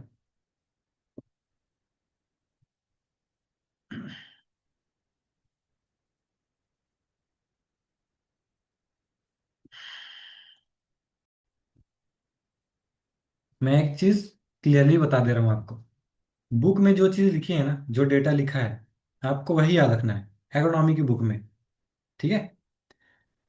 तो बुक्स के ही आंसर वो मानता है। जियोग्राफी में आप जाएंगे, वहां पर कुछ और डेटा रहेगा, ठीक है, कुछ और आंसर्स रहेंगे। तो एग्रोमेट के जो, या फिर एग्रीकल्चर के जो प्रोफेसर हैं, एग्रोनॉमी के जो प्रोफेसर हैं, वो जियोग्राफी का बुक पढ़ने नहीं जाएगा, कोई और बुक नहीं पढ़ने जाएगा, वो एग्रोनॉमी का ही पढ़ेगा, इसलिए वो आंसर भी इसी का मानता है। तो अभी से मैं क्लियर कर दे रहा हूँ इस चीज़ को। कुछ करेक्शन अगर रहता है तो मैं बता देता हूँ, ठीक है, करेक्शन होता है तो मैं बता देता हूँ। नहीं है करेक्शन तो जो बुक्स में लिखा है ना, आपको उसको ब्लाइंडली फॉलो करना है। अदर देन एग्रीकल्चर अगर किसी चीज़ में कुछ भी लिखा है तो उसको अवॉइड करो, है ना। ये मैं सभी के लिए बता रहा हूँ, क्योंकि ड्यूरिंग प्रिपरेशन बहुत से स्टूडेंट मुझसे हमेशा ये पूछते हैं, सर इस बुक में ये लिखा है, उस बुक में ये लिखा है ना।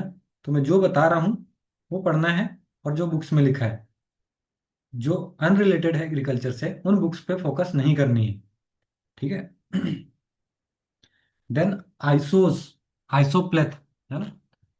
तो आइसोस का याद रखना, एक ग्रीक वर्ड है जिसका मीनिंग होता है इक्वल। ठीक है। तो आइसो प्रीफिक्स हो जाता है किसी भी टर्म के साथ, तो वो इक्वल चीज को डिनोट करता है ना, किसी दो पॉइंट में मतलब इक्वल होगा वो चीज। तो आइसोप्लेथ है, isopleth are the lines with uniform values of a given scalar quantity. याद रखना है ना, वेक्टर क्वांटिटी होता है, स्केलर क्वांटिटी होता है। ठीक है, दो चीजें। तो स्केलर क्वांटिटी का है।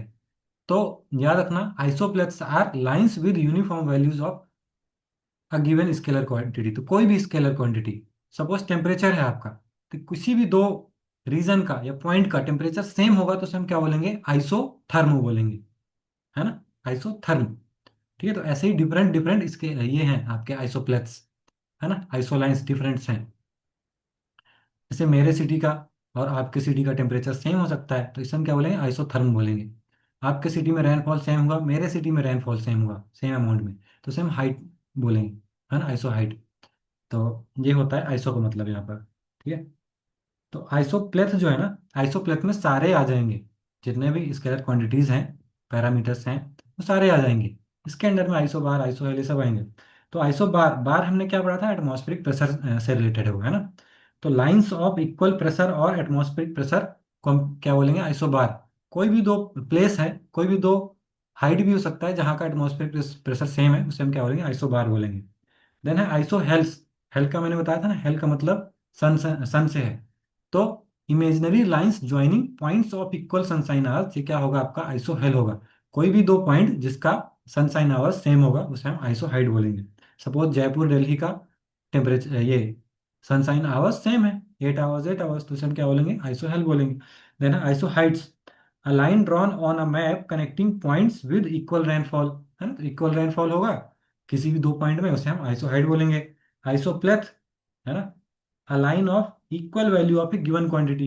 कोई भी गिवन क्वांटिटी का इक्वल वैल्यू को हम क्या बोलेंगे, आइसोप्लेथ बोलेंगे, ऊपर मैंने बताया था। नेक्स्ट है आइसोस्टियर।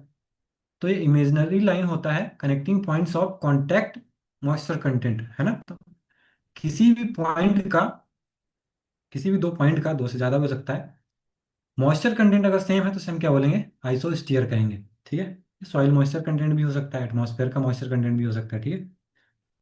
देन है आइसोटैक। आइसोटैक, तो आइसोटैक, टैक का मतलब ना विंड से है। ठीक है। तो विंड स्पीड या विंड वेलोसिटी किसी भी दो पॉइंट का इक्वल है तो उसे हम क्या बोलेंगे, आइसोटैक। देन आइसोथर्म है next. Isotherm, therm means temperature, तो इक्वल टेम्परेचर होगा किसी भी दो पॉइंट का, उसे हम आइसोथर्म कहेंगे। नेक्स्ट है आइसोनेप। नेप का रिलेशन है क्लाउड से। ठीक है। तो points of equal cloud cover. Isonormals, ये थर्मल एनॉमलीज को डिनोट करता है ना।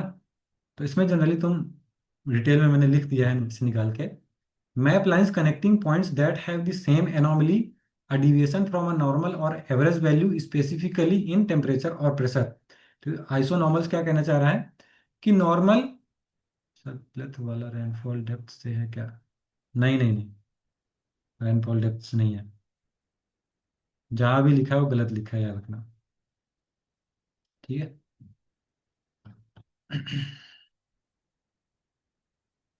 मैं क्या बता रहा था, हाँ, आइसोनॉर्मल्स जनरली टेम्परेचर और प्रेशर के लिए है। तो कोई भी दो रीजन जहां का प्रेशर या टेम्परेचर एवरेज वैल्यू से इक्वली डिविएट करेगा, ठीक है, या फिर प्लस या फिर माइनस, ठीक है, तो इक्वली डिविएट करना चाहिए वो, है, तो उसे हम क्या बोलेंगे, आइसोनॉर्मल्स कहेंगे। देन आइसेलो बार्स है। ठीक है। आइसेलो बार्स, ये प्रेशर डिस्ट्रीब्यूशन को डिनोट करता है। मींस एटमॉस्फेरिक प्रेशर में चेंज एक पर्टिकुलर टाइम में, है ना, पर्टिकुलर टाइम में, स्पेसिफिक टाइम में एटमॉस्फेरिक प्रेशर में क्या चेंज आया। तो कोई दो प्लेस है, इक्वल चेंज आया सपोज, है ना, दो प्लेस है, दिल्ली जयपुर मान लो, दोनों में इक्वल चेंज आया एटमॉस्फेरिक प्रेशर में, उसे हम क्या बोलेंगे, आइसेलो बार्स कहेंगे। तो जनरली क्या बताता है, राइजिंग या फॉलिंग प्रेशर सेंटर्स को बताता है ना।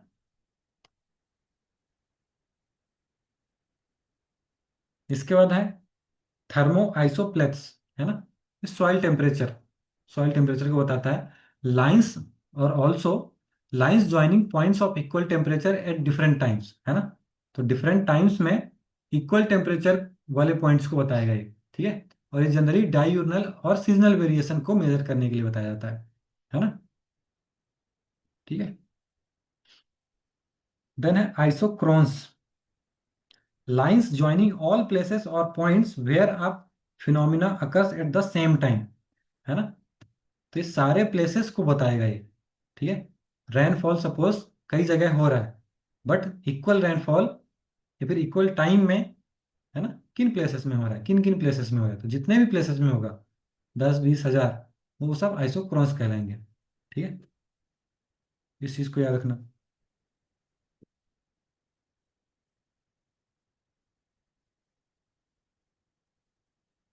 एटमॉस्फेयर लेयर तो आज ही कंप्लीट करेंगे। नेक्स्ट है इसमें एटमॉस्फेयर। कल मैं थोड़ा 15 या फिर 10 मिनट पहले ही स्टार्ट किया करूँगा, ठीक है। 8:50 से ही स्टार्ट कर दूंगा, ताकि हमें 10 मिनट पहले से करेंगे तो अगर 10:10 या 10:20 तक पढ़ाएंगे, है ना, तो मतलब 1 आवर का स्पेसिफिक हमें टाइम मिल जाएगा, कंप्लीट कंप्लीट, ठीक है। क्योंकि बैच स्टार्ट करो तो 10 15 मिनट लेट ही हो जाता है, 9 बजे स्टार्ट करो तो, ठीक है, ज्वाइन करने में कराने में, है ना। क्या पढ़ेंगे वो सब बताने में, ठीक है, थोड़ा सा टाइम वेस्ट हो जाता है। तो एटमॉस्फेयर का याद रखना, ग्रीक वर्ड है एटमॉस, है ना, मीनिंग वेपर, ठीक है। एटमॉस्फेयर भी ग्रीक वर्ड है, याद रखना, है ना। स्फीयर एक ग्रीक वर्ड है, और एटमॉस से लिया गया है, जिसका मीनिंग होता है वेपर, और स्फेरा, स्फीयर ना मीन सराउंडिंग होता है, ठीक है, मीनिंग स्फीयर या सराउंडिंग, ठीक है। तो दी atmosphere of earth is layer of gases surrounding the planet earth that is retained by the earth's gravity, ठीक है। तो अर्थ की ग्रेविटी नहीं होती ना, तो अट्रैक्ट करने वाला कुछ होता ही नहीं, तो सब एस्केप कर जाते, ठीक है ना।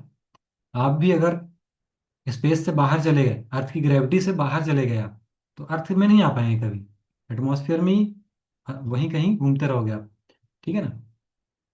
तो इसलिए अर्थ के एटमॉस्फेयर के इन्फ्लुएंस में है ना एटमॉस्फेयर, इसलिए वो अभी बचा हुआ है। Then air is a mechanical mixture of gases and can not be felt except when it is moving, है ना। तो एयर तो मिक्सचर होता है गैस का, और जब मूव होता है तभी हमें फील होता है, ठीक है। अगर आप रूम में हैं, रूम में मूव नहीं कर रहा है एयर, तो आपको पता ही नहीं चलेगा कि यहाँ पर एयर है, बट एयर तो है ना, ठीक है। जब मूव करेगा तभी पता चलता है। अब एटमॉस्फेयर का डेफिनेशन देखते हैं। तो it is colourless, tasteless, odourless. Weightless होगा क्या ये? तो याद रखना, वेटलेस नहीं होता है। एटमॉस्फेयर हैज सम वेट, ठीक है, क्योंकि गैसेस हैं, उनके कुछ वेट होते हैं, ठीक है। एक्चुअली इसी शायद रेड्डी रेड्डी में गलत लिखा हुआ है, atmosphere does not have any weight, ठीक है, तो दैट इज रॉन्ग, ठीक है। तो अडरलेस होता है ना, टेस्टलेस होता है, कलरलेस होता है atmosphere. Surrounds the earth, that is atmosphere. It extends up to 1600 kilometre. However, 99% of total mass of the atmosphere is within 40 kilometre, ठीक है। तो ये चीज याद रखना, जो आपका 1600 किलोमीटर तक है एटमॉस्फेयर, लेकिन 99% जो अर्थ का एटमॉस्फेयर का टोटल मास है ना, वो कहाँ पर है? 40 किलोमीटर के अंदर में ही है, ठीक है। और उसमें भी 85% आपका ट्रोपोस्फेयर में है, ठीक है, ट्रोपोस्फेयर में है। नेक्स्ट है इसमें, this gaseous envelope of individual film of air surrounding the earth is called atmosphere. There is no definite upper boundary layer, but it fades away gradually into the interplanetary space, है ना। Gradually जैसे जैसे आप ऊपर जाते जाते हैं, वैसे वैसे थिननेस जो है बढ़ते जाता है एटमॉस्फेयर का, ठीक है, वो ये कहना चाह रहा है। बट हम जनरली 1600 तक कह सकते हैं। और जनरली ये नहीं है कि 1600 पे ही होगा हमेशा, लोकेशन पे वरी करेगा। अर्थ में आप कहाँ पे हैं, पोल से ज़्यादा पास में होगा, इक्वेटर से ज़्यादा दूर होगा। It decreases more and more slowly with decreasing altitude and becomes less and less dense until there is no longer any detectable amount of air left. Most living organisms are present at the bottom of the atmosphere, है ना। तो जो most जितने भी living organism हैं, almost सारे ही कहाँ पर हैं? आपके bottom bottom bottom of the atmosphere में है। The mechanical mixture of gases in the atmosphere does not react with each other, it does not have weight. तो ये मैंने जस्ट ऐड किया है आपको ये बताने के लिए कि ये लाइन लिखी हुई है रेड्डी रेड्डी में, है ना, तो ये गलत है, ठीक है, ये टोटली कंप्लीटली गलत है। एटमॉस्फेयर हैज वेट, एयर है ना, गैसेस हैं उसमें, उनका वेट है, तभी तो हम प्रेशर फील कर पाते हैं एटमॉस्फेयर का, है। तो ये लाइन में जस्ट इसलिए लिखा हूँ तो गलत लिखा हुआ है। इट डज हैव वेट, ठीक है। It exerts pressure and it is compressible, है ना। प्रेशर होता है उसको हम कंप्रेस कर सकते हैं ना, जैसे लिक्विड, ये सीएनजी होता है, कंप्रेस्ड नेचुरल गैस गैस, है ना। Then total mass of atmosphere has been calculated at about 56 into 10 to the power 14 tons, है ना। तो ये याद रखना, कभी पूछ सकता है रेयरली, वैल्यू याद रखना, 56 into 10 to the power 14 tons, ठीक है। तो एटमॉस्फेयर का वेट होता है, फिर टोटल मास कितना होता है, 56 into 10 to the power 14 tons, है ना। और ये सीजन टू सीजन चेंज कर होते रहता है। बारिश के टाइम में ज़्यादा मॉइस्चर होता है ना, तो ज़्यादा वेट होगा। समर के टाइम में थोड़ा कम हो जाएगा, जब बहुत ज़्यादा गर्मी पड़ती है तो। Without the atmosphere there could be no clouds, winds, storms और वेदर। अगर एटमॉस्फेयर नहीं होगा तो क्लाउड भी नहीं होगा, विंड भी ना होगा, वेदर्स ही नहीं होंगी, ठीक है। Then atmosphere protects life on Earth by absorbing UV solar radiation, warming the surface through heat retention, है, और यू कैन से through green house effect. Green house effect हम आगे पढ़ेंगे क्लाइमेट चेंज में। And reducing temperature extremes between day and night, है ना। इसीलिए मैं कहता हूँ स्वर्ग ही, अर्थ ही स्वर्ग है। ये तो इतने सा, अगर जिनको लगता हो ना, अगर बिलीव हो जिनको जिनको रीबर्थ में, तो एक चीज मैं बता दूं, इतने सारे लोगों की डेथ हुई है ना, कभी किसी का रीबर्थ हुआ है क्या, प्रूव हुआ है क्या, है ना। डेली ही कोई ना किसी की डेथ होते रहती है। मैं भी पढ़ा रहा हूँ, कितने सारे लोग निपट गए होंगे, है ना, पूरे वर्ल्ड में। किसी का होता है क्या, है ना। वो सब कहानियां हैं जो आप पढ़ते होगे यूट्यूब वगैरह में, व्यूज पाने के लिए होता है, ठीक है। तो जितना एंजॉय करना है यही लाइफ एंजॉय कर लो, है ना। बहुत ज्यादा स्ट्रेस नहीं लेना है, बढ़िया पढ़ो, अच्छी जॉब लो, घूमो फिरो, है ना। तो एटमॉस्फेयर नहीं होता तो ये स्ट्रेटोस्फेयर यूवी रेस को हमारा प्रोटेक्ट करता है, आगे पढ़ेंगे अभी, है ना। ग्रीन हाउस इफेक्ट, अगर एटमॉस्फेयर नहीं होता तो -18 डिग्री सेल्सियस टेम्परेचर होता है, जैसे मून का है ना। तो जो जितने भी ये CO2 है, CH4 है, N2O है ना, और वाटर वेपर है, ये जो गैसेस हैं, ये हीट को एब्जॉर्ब करती हैं और री इमिट करती हैं। तो इससे जो है टेम्परेचर -18 से इंक्रीज हो गया है, कितना, +14, है ना, 14 to 14.5, इतना हो गया, वर्ल्ड का एवरेज टेम्परेचर है ना। ये नहीं होता तो बिल्कुल कोल्ड होता, जैसे कि ये अंटार्कटिका वगैरह में है ना, ऐसे कोल्ड होता बिल्कुल, ठीक है। Therefore without an atmosphere life could not exist on earth, ठीक है। बहुत इंपॉर्टेंट लाइन है ये, है ना। एग्जाम पॉइंट ऑफ व्यू से तो इंपॉर्टेंट नहीं है, बट तुम्हारे लिए इंपॉर्टेंट है, क्योंकि सब डिस्ट्रॉय करने में लगे हैं जितने पैसे वाले लोग हैं, है ना, बिलियनियर एंड ऑल। हम लोग पढ़ते हैं क्लाइमेट चेंज, और नेता लोग क्या करते हैं, मतलब ईवी खरीदोगे आप, E20 फिट पेट्रोल, है ना, डलवाओगे कार में कि पोल्यूशन ना हो, प्लास्टिक यूज नहीं करोगे। लेकिन नेता लोग क्या कर रहे हैं, लड़ रहे हैं आपस में, एक कंट्री से दूसरे। रसिया और यूक्रेन को देख लो, अभी ईरान और USA को देख लो। इसराइल तो अलग ही पगलाया हुआ है, सारी कंट्रीज किसी से नहीं बनती उसकी, है ना।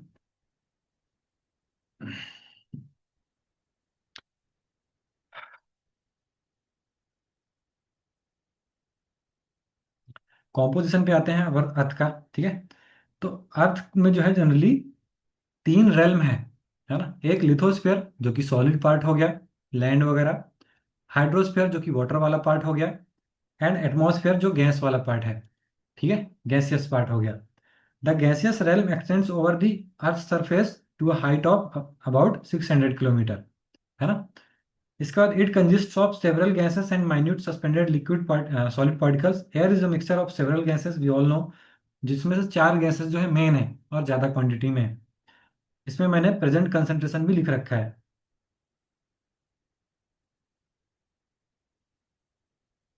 कहाँ गया वो, अच्छा लिखा तो है, ठीक है। तो नाइट्रोजन, नाइट्रोजन का सभी को पता है, वॉल्यूम कितना है, 78%। बाय वेट कितना है, 75%, ठीक है। 9600 किलोमीटर नहीं होगा यार, 1600 किलोमीटर होगा, ठीक है ना। ये 600 किलोमीटर इसमें लिखा है, SR-D में, ठीक है। तो ये भी सही है, गलत नहीं है ये।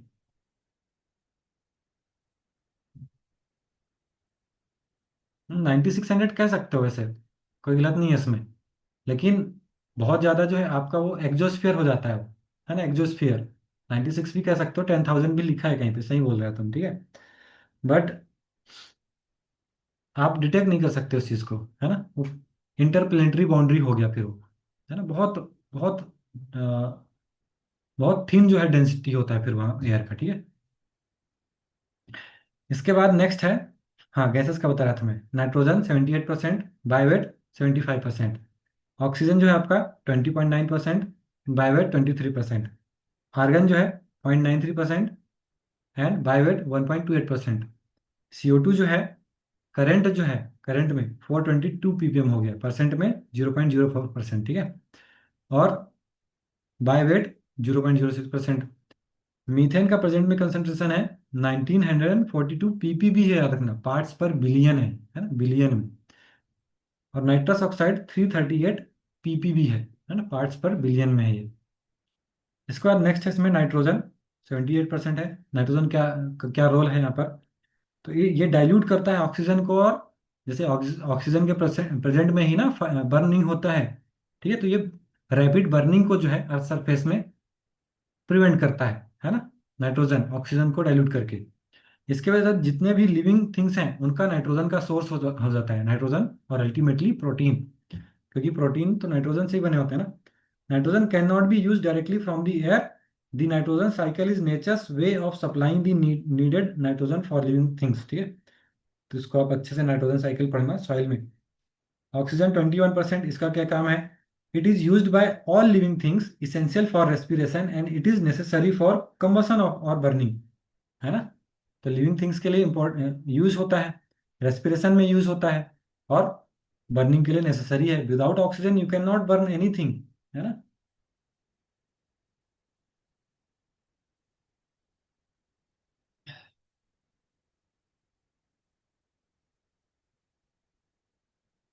नेक्स्ट है आर्गन, 0.9%, लाइट बल्ब्स वगैरह में यूज होता है। कार्बन डाइऑक्साइड 0.04%, 424 ppb, है ना। Though the carbon dioxide content is less, it is an important constituent with a considerable influence on the origin of life on Earth, and it is a vital ingredient in photosynthesis, है ना, carbon से ही होता है वहां पर। Plants use it to make oxygen, acts actually water से भी आता है, ऑक्सीजन जो रिलीज होता है ना फोटोसिंथेसिस में, वो वाटर से भी आता है। Acts as an blanket and prevents the escape of heat into the outer space. तो जितने भी ग्रीन हाउस गैसेस हैं ना, actually not only carbon dioxide, सारे जो ग्रीन हाउस गैसेस हैं वो सारे जो है हीट को आउटर स्पेस में जाने से रोकते हैं। अब सोचो, यही ग्रीन हाउस गैसेस का कंसंट्रेशन तो बढ़ रहा है एटमॉस्फेयर में, है ना। तो सीधी सी बात है, और ज़्यादा हीट को एब्जॉर्ब करेंगे और ज़्यादा टेम्परेचर को इंक्रीज करेंगे, तो ये है प्रॉब्लम, है ना। अगर एक लिमिट तक रहे तो ठीक है। वो एक कहावत है ना, अति सर्वत्र वर्जित, excess of everything is inhibited prohibited, है ना। इट मीन्स आप किसी भी चीज की अति नहीं कर सकते। महात्मा गांधी ने भी एक चीज कहा था कि nature has everything for everyone's need but not for everyone's greed, है ना। तो नेचर में सब है, हमारा ग्रीड, लालच ही तो बर्बाद कर रहा है सब कुछ, ठीक है। तो ये चीज है। Scientists are afraid that the burning of fossil fuels such as a coal oil is adding more carbon dioxide to atmosphere. तो इसको हम डिटेल में क्लाइमेट चेंज में पढ़ाऊंगा, ठीक है। नेक्स्ट है वाटर वेपर। वाटर वेपर का याद रखना, परसेंट कितना होता है, वॉल्यूम 0 to 4% होता है, ठीक है, 0 to 4%। 0% तो कभी नहीं होगा, एक चीज याद रखना, अबव जीरो ही रहेगा। बट बुक में लिखा है तो याद रखो ऐसा, है ना। नेक्स्ट है इसमें, और वाटर वेपर सिर्फ लोअर पार्ट में होता है ना, एटमॉस्फेयर के लोअर कौन सा आपका, ट्रोपोस्फेयर में, है ना। Atmosphere which contains water vapor is essential for life processes, also prevents heat loss from the earth. Most of the water vapor content of the atmosphere is derived from evaporation from the water bodies, ठीक है। तो जितना भी atmosphere में water है वो evaporation और transpiration के थ्रू ही आ रहा है। मीथेन का कंसंट्रेशन है 1942 ppb। इसको हम डिटेल में क्लाइमेट चेंज में पढ़ेंगे। इसका मेजर सोर्स जो होता है ना, एंटरिक फर्मेंटेशन है लाइव स्टॉक से। लाइव स्टॉक जुगाली करते हैं ना हिंदी में, जिसको हम क्या बोलते हैं, रूमिनेशन, ठीक है। कैटल हो गया आपका, बफेलो है ना, ये सब र्यूमिनेशन करते हैं, है ना। उससे एंड्रिक फर्मेंटेशन होता है और CO2 ये CH4 रिलीज होता है, उसका मीथेन कहते हैं, है ना। काउडंग से भी तो बायोगैस बनाया जाता है, उसमें भी तो मीथेन रहता है, ठीक है। तो ये एक्चुअली एक ग्रीन हाउस गैस है। अब इसका कंसंट्रेशन अगर एटमॉस्फेयर में बढ़ेगा तो that is not good for us, है ना। लो लैंड राइस से भी एमिट होता है, कैसे होता है मैं बताऊंगा क्लाइमेट चेंज में। नाइट्रस ऑक्साइड 338 ppb है इसका।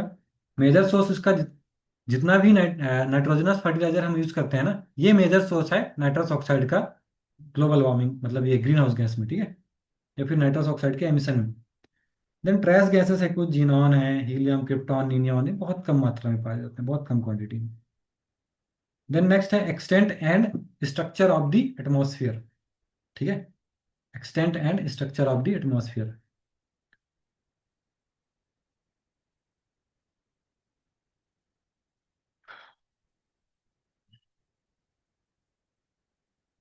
अब based on vertical differences, vertical ना, वर्टिकल ये हो गया आपका, हॉरिजॉन्टल ये होता है, ठीक है। तो वर्टिकल टेम्परेचर डिफरेंसेस के बेसिस पे हम चार टाइप पे मेनली जो डिवाइड करते हैं, है ना, चार टाइप में डिवाइड करते हैं एटमॉस्फेयर को। कौन कौन से? पहला हो गया ट्रोपोस्फेयर, दूसरा है स्ट्रेटोस्फेयर, फोर्थ है मीजोस्फेयर, एंड फिफ्थ है थर्मोस्फेयर। थर्मोस्फेयर में ही फर्दर फर्दर इसको डिवाइड करते हैं एक्जोस्फेयर में, आइनोस्फेयर में, है ना, ठीक है। तो मेनली चार ही हैं आपके, याद रखना, है ना। और based on vertical temperature differences है। अब एक चीज ये याद रखना, ट्रोपोस्फेयर में हम ऊपर जाते हैं जैसे जैसे हाइट में, तो टेम्परेचर डिक्रीज होता है ना। फिर आएगा ट्रोपोपॉज, जो स्ट्रेटोस्फेयर और ट्रोपोस्फेयर को आपस में सेपरेट करेगा। पॉज में मतलब क्या होगा, टेम्परेचर ना तो इंक्रीज होगा ना तो डिक्रीज होगा, एक स्टेबल कंडीशन में रहेगा, ठीक है। तो ट्रोपोपॉज दोनों की बाउंड्री लेयर हो गए। अब स्ट्रेटोस्फेयर में अगेन इंक्रीज होना शुरू होगा। क्यों इंक्रीज होना शुरू होता है? क्योंकि वहां पर फोटोकेमिकल रिएक्शन होता है यूवी रेस का, यूवी रेस को एब्जॉर्ब करता है हमारा ओजोन लेयर, है ना, और ज्यादा वो स्ट्रेटोस्फेयर वार्म होता है। तो इसलिए स्ट्रेटोस्फेयर में फिर जैसे जैसे आप हाइट में ऊपर जाएंगे तो टेम्परेचर इंक्रीज होते जाता है। फिर एक टाइम आएगा स्टेट ऑफ पॉज का, पॉज हो गया, अब फर्दर इंक्रीज नहीं होगा, स्टेबल हो जाएगा, ठीक है। तो ये बाउंड्री होगा स्ट्रेटोस्फेयर और मीजोस्फेयर का, ठीक है। अब आ गया मीजोस्फेयर, मीजोस्फेयर में अब अगेन टेम्परेचर डिक्रीज होना शुरू होगा। तो इसलिए मीजोस्फेयर जो है कोल्डेस्ट पार्ट हो जाएगा ये, है ना। और मीजोस्फेयर में मीजोपॉज, ठीक है, मीजोपॉज सबसे ज्यादा होगा। तो अगर कभी ऑप्शन में मीजोस्फेयर और मीजोपॉज दोनों हो तो मीजोपॉज लगाना, क्योंकि हाइट में डिक्रीज हो रहा है ना जैसे जैसे आप ऊपर जा रहे हो। अब ये क्यों हो रहा है? क्योंकि मीजोस्फेयर में जो है ना, एयर नहीं है, एयर मॉलिक्यूल्स बहुत थिन है ही नहीं, तो हीट को एब्जॉर्ब नहीं करेगा, हीट को एब्जॉर्ब नहीं करेगा तो टेम्परेचर सीधी सी बात है डिक्रीज होगा वहां पर, है ना। तो कोल्डेस्ट लेयर होता है मीजोस्फियर। अब मीजोस्फेयर के बाद आता है मीजोपॉज, वहां पर पॉज हो गया, अब ना तो टेम्परेचर इंक्रीज हो रहा है ना डिक्रीज हो रहा है, ठीक है। तो -100 डिग्री सेल्सियस समथिंग होता है वहां पर, है ना। तो उसके बाद जो आएगा वो थर्मोस्फेयर है। अब थर्मोस्फेयर में भी गैस वगैरह नहीं है, वहां पर वो डायरेक्ट सोलर के इन्फ्लुएंस में, सन के इन्फ्लुएंस में है डायरेक्ट वो, ठीक है। तो इसलिए वहां पर टेम्परेचर फिर इंक्रीज होते जाता है ना। 1000 2000 डिग्री सेल्सियस तक जाता है वहां पर थर्मोस्फेयर का, है ना। तो ये याद रखना, अल्टरनेट सीक्वेंस याद रखोगे तो अल्टरनेट कर सकते हो।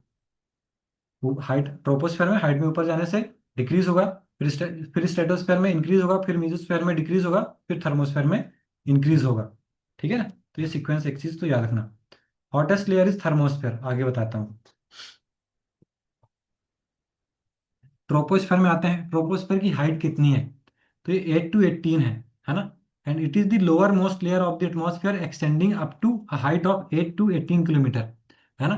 तो पोल से पास पड़ता है 8 किलोमीटर, इक्वेटर से दूर पड़ता है, तो इक्वेटर से आपका 18 किलोमीटर होगा, ठीक है, depending on latitude.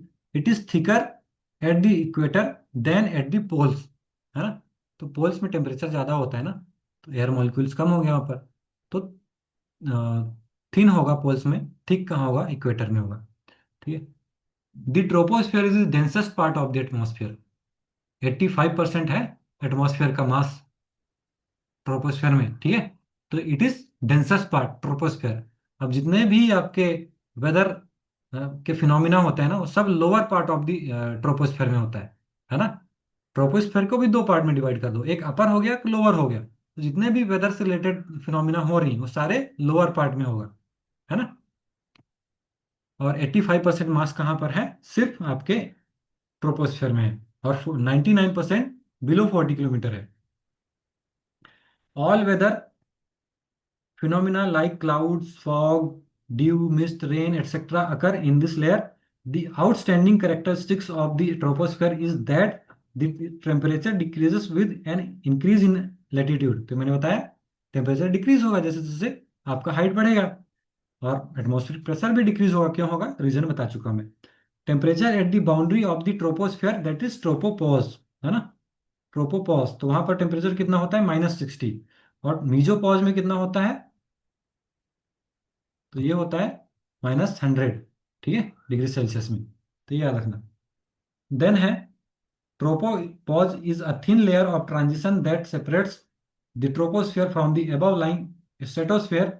It is zone of transition from one set of physical phenomena to another. There is no fall in temperature with height in the transition zone. जितने भी ट्रांजिशन जोन है तो वहां पर ना तो इंक्रीज होगा ना डिक्रीज होगा, बता चुका हूँ, ठीक है। उसी चीज को एक्सप्लेन किया है यहाँ पर।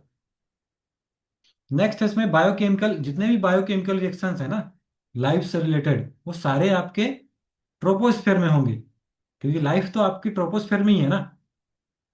और जितना भी फोटोकेमिकल रिएक्शन है वो कहाँ पर होगा, स्ट्रेटोस्फेयर में होगा, है ना। ये क्वेश्चन आता है, इससे याद रखना। अब ये याद रखना नेक्स्ट इसमें कि vertical mixing is a common phenomena. The air pressure at the top of the troposphere is only 10% of that at sea level, है ना।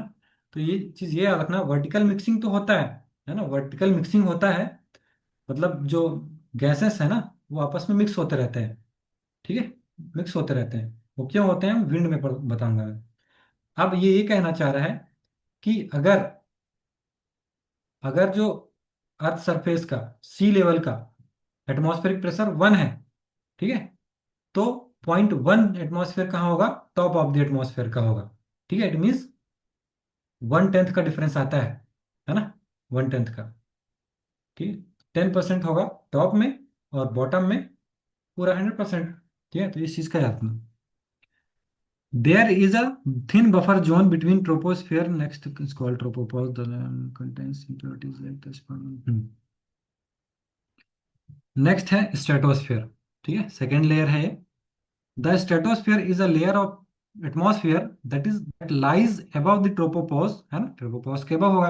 ये सब क्वेश्चन आते रहते हैं, लोकेशन अगर आपको याद हो गया ना तो बिना मतलब इसको रटने की जरूरत ही नहीं है, ठीक है। It lies beyond the height of 8 to 18 kilometre and extending up to 50 kilometre, ठीक है। तो ट्रोपो स्ट्रेटोस्फेयर ट्रोपोपॉज के जस्ट ऊपर है, और 8 to 18 किलोमीटर से स्टार्ट होता है और 50 किलोमीटर तक एक्सटेंड करता है ट्रोपोस्फेयर स्ट्रेटोस्फेयर, ठीक है। देन है इट इज डस्ट फ्री, याद रखना डस्ट फ्री है, क्लाउडलेस है, वार्मेस्ट लेयर है। तो ये एक्चुअली स्टेटमेंट गलत होता है।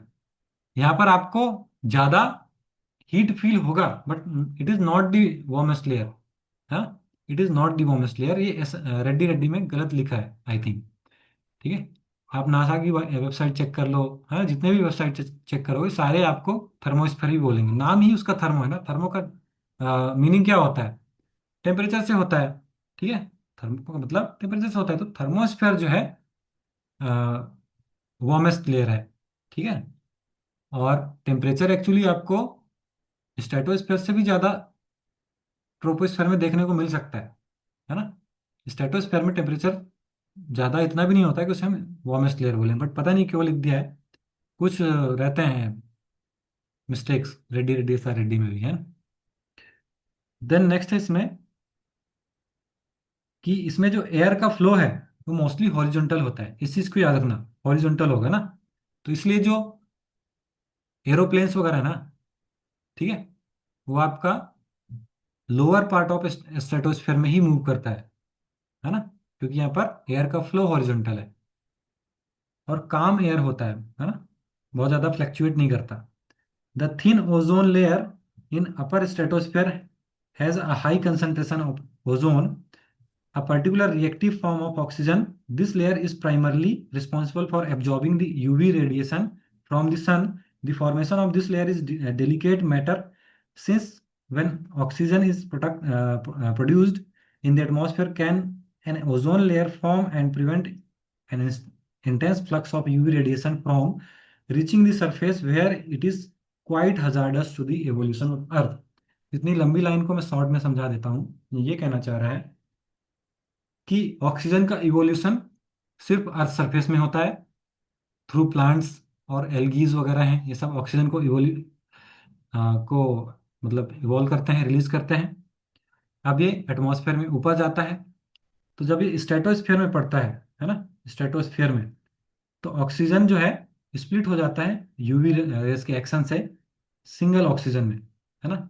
अब इस सिंगल ऑक्सीजन से अगेन ऑक्सीजन जो है अटैच होके क्या बन जाता है, O3 बना लेगा ये, है ना, O3 बना लेगा। ठीक है, इसलिए पेड़ लगाने जरूरी है ना, पेड़ लगाने जरूरी है। ऑक्सीजन प्रोड्यूस नहीं करेंगे तो ओजोन लेयर ही खत्म हो जाएगा, है ना?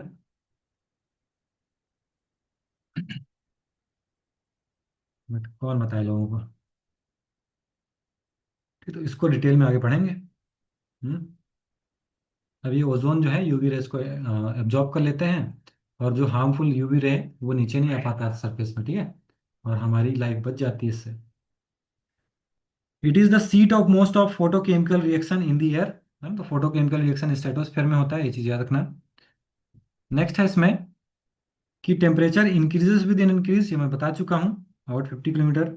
Eight this height above the ground air although very thin is nearly as warm as at sea level. Stratosphere contains virtually 15% of the atmospheric mass, है ना। 85% समथिंग ट्रोपोस्फेयर में हो गया, और 14-15% समथिंग स्ट्रेटोस्फेयर में हो गया, ठीक है। तो इसीलिए 99% जो है 40 किलोमीटर के अंडर पे आ जाता है आपका टोटल मास, ठीक है। The air in the stratosphere is thin and highly rarefied compared with air at the ground. ये काफी थिन होता है।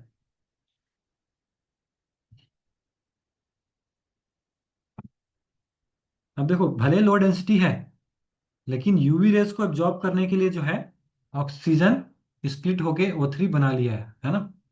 देखो, जो अर्थ का मैग्नेटिक फील्ड है ना, तो जो सोलर स्टॉर्म्स आते हैं ना, उससे अर्थ को प्रोटेक्ट करता है। ये किसी प्लेनेट में नहीं है, सोलर सिस्टम में देख लो आप, किसी प्लेनेट में नहीं है चीज, ठीक है। तो वो प्रोटेक्ट करता है सबसे पहले। फिर ओजोन लेयर है, ये हमें यूवी रेस से प्रोटेक्ट करता है ना। तो अर्थ देख रहे हो, अर्थ में इंसानों को रहने के लिए कितनी सारी कंडीशंस हैं, है ना, कितनी सारी कंडीशंस, और इसको हम डिस्ट्रॉय कर रहे हैं। तो ah, hmm it does so since oxygen shipping, इसको आगे पढ़ेंगे। हाँ, अब ये चीज याद रखना कि द टर्म ओजोन लेयर और ozonosphere is synonymous with stratosphere, क्योंकि ओजोन जो है आपका स्ट्रेटोस्फीयर में ही पाया जाता है, ठीक है, इसलिए सिनोनिमस टर्म है किससे, ओजोनोस्फीयर ही स्ट्रेटोस्फीयर है, आप ये कह सकते हैं, है ना। गंगाधर ही शक्तिमान है, वैसा ही ओजोनोस्फीयर ही स्ट्रेटोस्फीयर है, ठीक है। Because the stratosphere is warmer at the height altitude hot air is no longer rises. एक चीज याद रखना, बहुत अच्छी लाइन है ये, जस्ट टू रिमेंबर, है ना, कभी एग्जाम में आ भी सकता है स्टेटमेंट फॉर्म में। Because the stratosphere is warmer at higher altitudes hot air no longer rises there, and since the air above is hotter than the air below, तो convection जो है आपका नहीं हो पाता है ना, कन्वेक्शन का फिनोमिना नहीं हो पाता है। कन्वेक्शन मीन्स हीट का, है ना, हीट जो अगर में डिफरेंसेस है, तो सीधी सी बात है, कम जो हाई हीट से कम हीट की ओर जो है टेम्परेचर मूव करने लगता है ना। तो इस चीज को ब्लॉक करता है ना, कन्वेक्शन नहीं होता है। अगर कन्वेक्शन हो रहा होता तो सारा जो हीट है हमारे ट्रोपोस्फेयर में वो सब लॉस हो जाता है, ठीक है। नेक्स्ट है इसमें, the stratosphere acts as a lid on the troposphere keeping convection and weather below the troposphere, ठीक है। तो ये भी इंपॉर्टेंट लाइन है, जो मैंने ऊपर समझाया वही चीज बता रहा है यहाँ पर भी। अब आते हैं ओजोन लेयर में, ये थोड़ा सा ज्यादा है, इसको याद रखना, और इम्पोर्टेंट भी है। is a layer in Earth's atmosphere that contains a relatively high concentration of ozone, है ना, and 93 to 99% of sun's high frequency UV light which is potentially damaging to life on earth. ठीक है, तो इसको absorb कर लेता है। 93 to 99% UV rays को ये एब्जॉर्ब कर लेता है ओजोन लेयर, है ना। और ये कितना पीपीएम होता है? 2 to 8 ppm, है ना। ऑन एन एवरेज 3 ppm होता है। ठीक है, और यू कैन से 300 डॉप्सन यूनिट, है ना। Over 91% of ozone in the earth atmosphere is present here, है ना। 91% ऑफ ओजोन, है 91% पूरे अर्थ का कहाँ पर है? आपका स्ट्रेटोस्फेयर में ही है। तो एक क्वेश्चन आया था एक बार कि ट्रोपोस्फेयर में ओजोन का कंसंट्रेशन ज्यादा है और स्ट्रेटोस्फेयर में कम है, तो स्टेटमेंट वो गलत होता, है ना, और था भी। ठीक है, तो ओजोन का कंसंट्रेशन ज्यादा कहाँ पर है? स्ट्रेटोस्फेयर में। ठीक है, it is mainly located in the lower portion of the stratosphere from 10 to 15 kilometre. On an average 25 kilometre की हाइट में आपका ओजोन लेयर है। ठीक है, एवरेज वैल्यू 25 किलोमीटर। कभी रेफरेंस देना हो तो ये मॉडर्न कॉन्सेप्ट में लिखा है ना। तो लोअर लेयर में ही आपका ये होता है। कभी कभी ये क्वेश्चन भी आ जाता है, याद रखना, और बच्चे कंफ्यूज होते हैं कि वेदर फिनोमिना लोअर लेयर में होता है ट्रोपोस्फेयर के अपर लेयर में होता है। ठीक है, तो लोअर लेयर में होता है आपका ओजोन लेयर, अपर स्ट्रेटोस्फेयर में होता है कि लोअर स्ट्रेटोस्फेयर में होता है? तो लोअर स्ट्रेटोस्फेयर में होता है ना। तो ये छोटी छोटी चीजें हैं, क्वेश्चन आ जाता है तो बच्चे फिर कंफ्यूज हो जाते हैं, तो याद रखना है इसको। Above the earth, though the thickness varies seasonally and geographically, this ozone layer, हाँ। अब ये सब तो हम तो पढ़ चुके हैं। 1913 में फ्रेंच फिजिसिस्ट चार्ल्स फेबरी ने इसको डिस्कवर किया था, एंड हेनरी बायसन ने। देन इसके बाद इसके प्रॉपर्टीज जो है, ब्रिटिश मेट्रोलॉजिस्ट जीएमबी डॉब्सन ने इसके ये प्रॉपर्टीज जो है एक्सप्लोर किए थे। देन फोटोकेमिकल जो मैकेनिज्म है ना, ओजोन लेयर का, ये किसने डिस्कवर किया था? सिडनी चैपमैन ने 1930 में किया था, है ना। अब the stratosphere is created by ultraviolet light striking oxygen molecules containing two oxygen atoms, splitting them into equal oxygen atoms, atomic oxygen. The atomic oxygen then combines with unbroken oxygen to create O3। तो ये आपको क्या है? Photochemical mechanism है ना। Oxygen है, earth surface में है ऑक्सीजन, प्लांट ने रिलीज किया, ऊपर चले जाएगा ये स्ट्रेटोस्फेयर में। वहां पर यूवी रेज आते हैं, है ना। यूवी रेज ने ऑक्सीजन को स्प्लिट कर दिया ओ में, सिंगल सिंगल ऑक्सीजन के मॉलिक्यूल में। अब एक सिंगल ऑक्सीजन के मॉलिक्यूल से एक और ऑक्सीजन जुड़ के क्या बना लेता है? O3 बना लेता है। ठीक है, O3 बना लिया, यही आपका ओजोन है। अब ये O3 अगेन स्प्लिट होके O2 और O में कन्वर्ट हो जाएगा, अगेन फिर ये O3 में कन्वर्ट हो जाएगा, साइकिल चलते रहता है ना। O3 O2 बनते रहता है ऑप्शन आपस में। अब जो आपके जो ओजोन डिप्लीटिंग सब्सटेंस होते हैं ना, तो ये जो O है ना, O2 प्लस O बन के O3 बन रहा है। तो इस O2 में O को ना मिला के वो क्लोराइड है, ब्रोमाइड है ना, ये अटैच हो जाते हैं और O3 नहीं बनने देते हैं। तो ओजोन लेयर का डिप्लेशन होने लगता है ऐसे में। तो थिन होने लगता है ओजोन लेयर। ठीक है, और एक बार कर भी दिया है हमने, अभी वो व्हील हो रहा है। 1950 तक पूरा कंप्लीट वो होल जो बना है ना अंटार्कटिका में, वो 1950 तक हील हो पाएगा। ठीक है, तो अंटार्कटिका है, कोई नहीं रहता वहां पर, तब तो ठीक है। और वहीं पर क्यों होगा, ये सब हम क्लाइमेट चेंज में पढ़ेंगे, है ना। तो फोटोकेमिकल मैकेनिज्म आई होप आप लोगों को समझ में आ गया होगा। देन नेक्स्ट है ozone molecule is also unstable in the stratosphere. ये लॉन्ग लिव्ड होता, है ना, अगर यूवी रेज नहीं होता। यूवी रेज अगेन उसको स्प्लिट कर देता है। ठीक है, when UV light hits ozone it splits into molecule of O2 an atom of oxygen, है ना, मींस O2 प्लस O में जो है कन्वर्ट होता है। Continuing process called ozone oxygen cycle, thus creating ozone layer in stratosphere region from 0 to 50 नहीं होगा ये, 18 to 50 होगा ना, 10 to 50 होगा। ठीक है, 10 to 50 on an average 25 kilometre. Ozone concentration are greatest between 20 to 40 kilometre, on an average 25 बता दिया मैंने। 2 to 8 ppm इनका रेंज होता है, ऑन एन एवरेज 3 ppm। ठीक है, although the concentration of ozone in the ozone layer is very small, it is vitally important to life because it absorbs biologically harmful ultraviolet radiation. ठीक है। अब UV rays तीन type के होते हैं, UV A, UV B, UV C. इन तीनों का वेवलेंथ याद रखना है। यूवी ए का सबसे कम होगा, यूवी बी बीच में, यूवी सी का सबसे ज्यादा होगा वेवलेंथ, है ना, न्यूमेरिकल वैल्यू में। My God. सॉरी, उल्टा बोल दिया मैंने। यूवी ए का 400 टू 315, है ना। यूवी सी जो है ये सबसे ज्यादा हार्मफुल होता है एक्चुअली, यूवी सी, है ना। 280 से 100 नैनोमीटर होता है इसका। यूवी बी जो है 315 से 280 नैनोमीटर, है ना। यूवी ए का जो है 400 से 315, ठीक है, ये नैनोमीटर होता है। तो इनका वेवलेंथ याद रखना, यूवी सी सबसे ज्यादा हार्मफुल होता है। और यूवी सी जो है which would be very harmful to humans is entirely screen out by ozone at around 35 kilometre altitude, ठीक है, हिल एल्टीट्यूड, अल्टीट्यूड से, है ना। तो 35 किलोमीटर की ऊंचाई में सारी यूवीसी को जो है ऑब्जॉर्ब कर लिया जाता है ना। नहीं तो ये बहुत हार्मफुल होता है हमारे लिए। UV radiation can be harmful to skin and is main cause of sunburn. Excessive exposure can also cause genetic damage resulting in problem sun skin cancer वगैरह, ठीक है। तो यूवी बी को जो है पार्सली जो है स्क्रीन करता है ना, पार्सली स्क्रीन करता है। यूवी ये हार्मफुल नहीं है, वो पूरा अर्थ में आ जाता है, ठीक है। The ozone layer is very effective at screening out UVB for radiation with wavelength of 290 nanometer. The intensity at the top of the atmosphere is 350 million times stronger than the Earth's surface.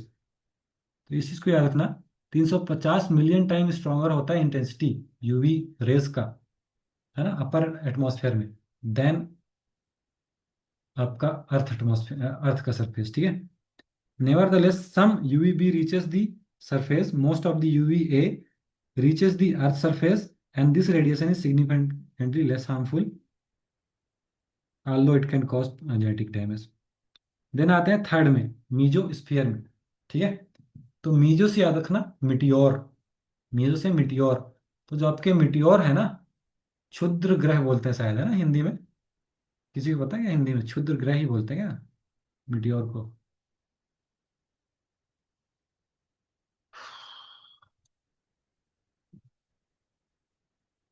Hindi medium तो मैं भी हूँ, but मुझे doubt हो रहा है। क्षुद्र ग्रह ही बोलते हैं शायद मिटियोर्स को, है ना। तो ये मिटियोर जब आते हैं ना, जो आप टूटता तारा जो देखते हो, ये मिटियोर ही आ रहा होता है ना। और मीजोस्फीयर तक में जो है बर्न होके खत्म हो जाता है पूरा, ठीक है। अगर बहुत बड़ा है तो ही अर्थ सरफेस में आता है, नहीं तो हर टाइम अभी भी जब मैं पढ़ा रहा हूँ कोई ना कोई मिटियोर आ ही रहा होगा, है ना। बट बहुत छोटे होते हैं वो साइज में, वो बर्न होके थर्मोस्फेयर में बर्न होते होते मीजोस्फेयर में बिल्कुल वो हो जाते हैं, गायब हो जाते हैं, ठीक है। वो टूटता तारा जो आप देखते हो ना कहते हुए, वो वही है, मिटियोर ही है वो, है ना। रात में भी होता है, दिन में भी होता है वो सब। उल्का पिंड, उल्का पिंड तो नहीं बोलते यार। उल्का पिंड बोल रहे हो क्या? Google translate Meteor.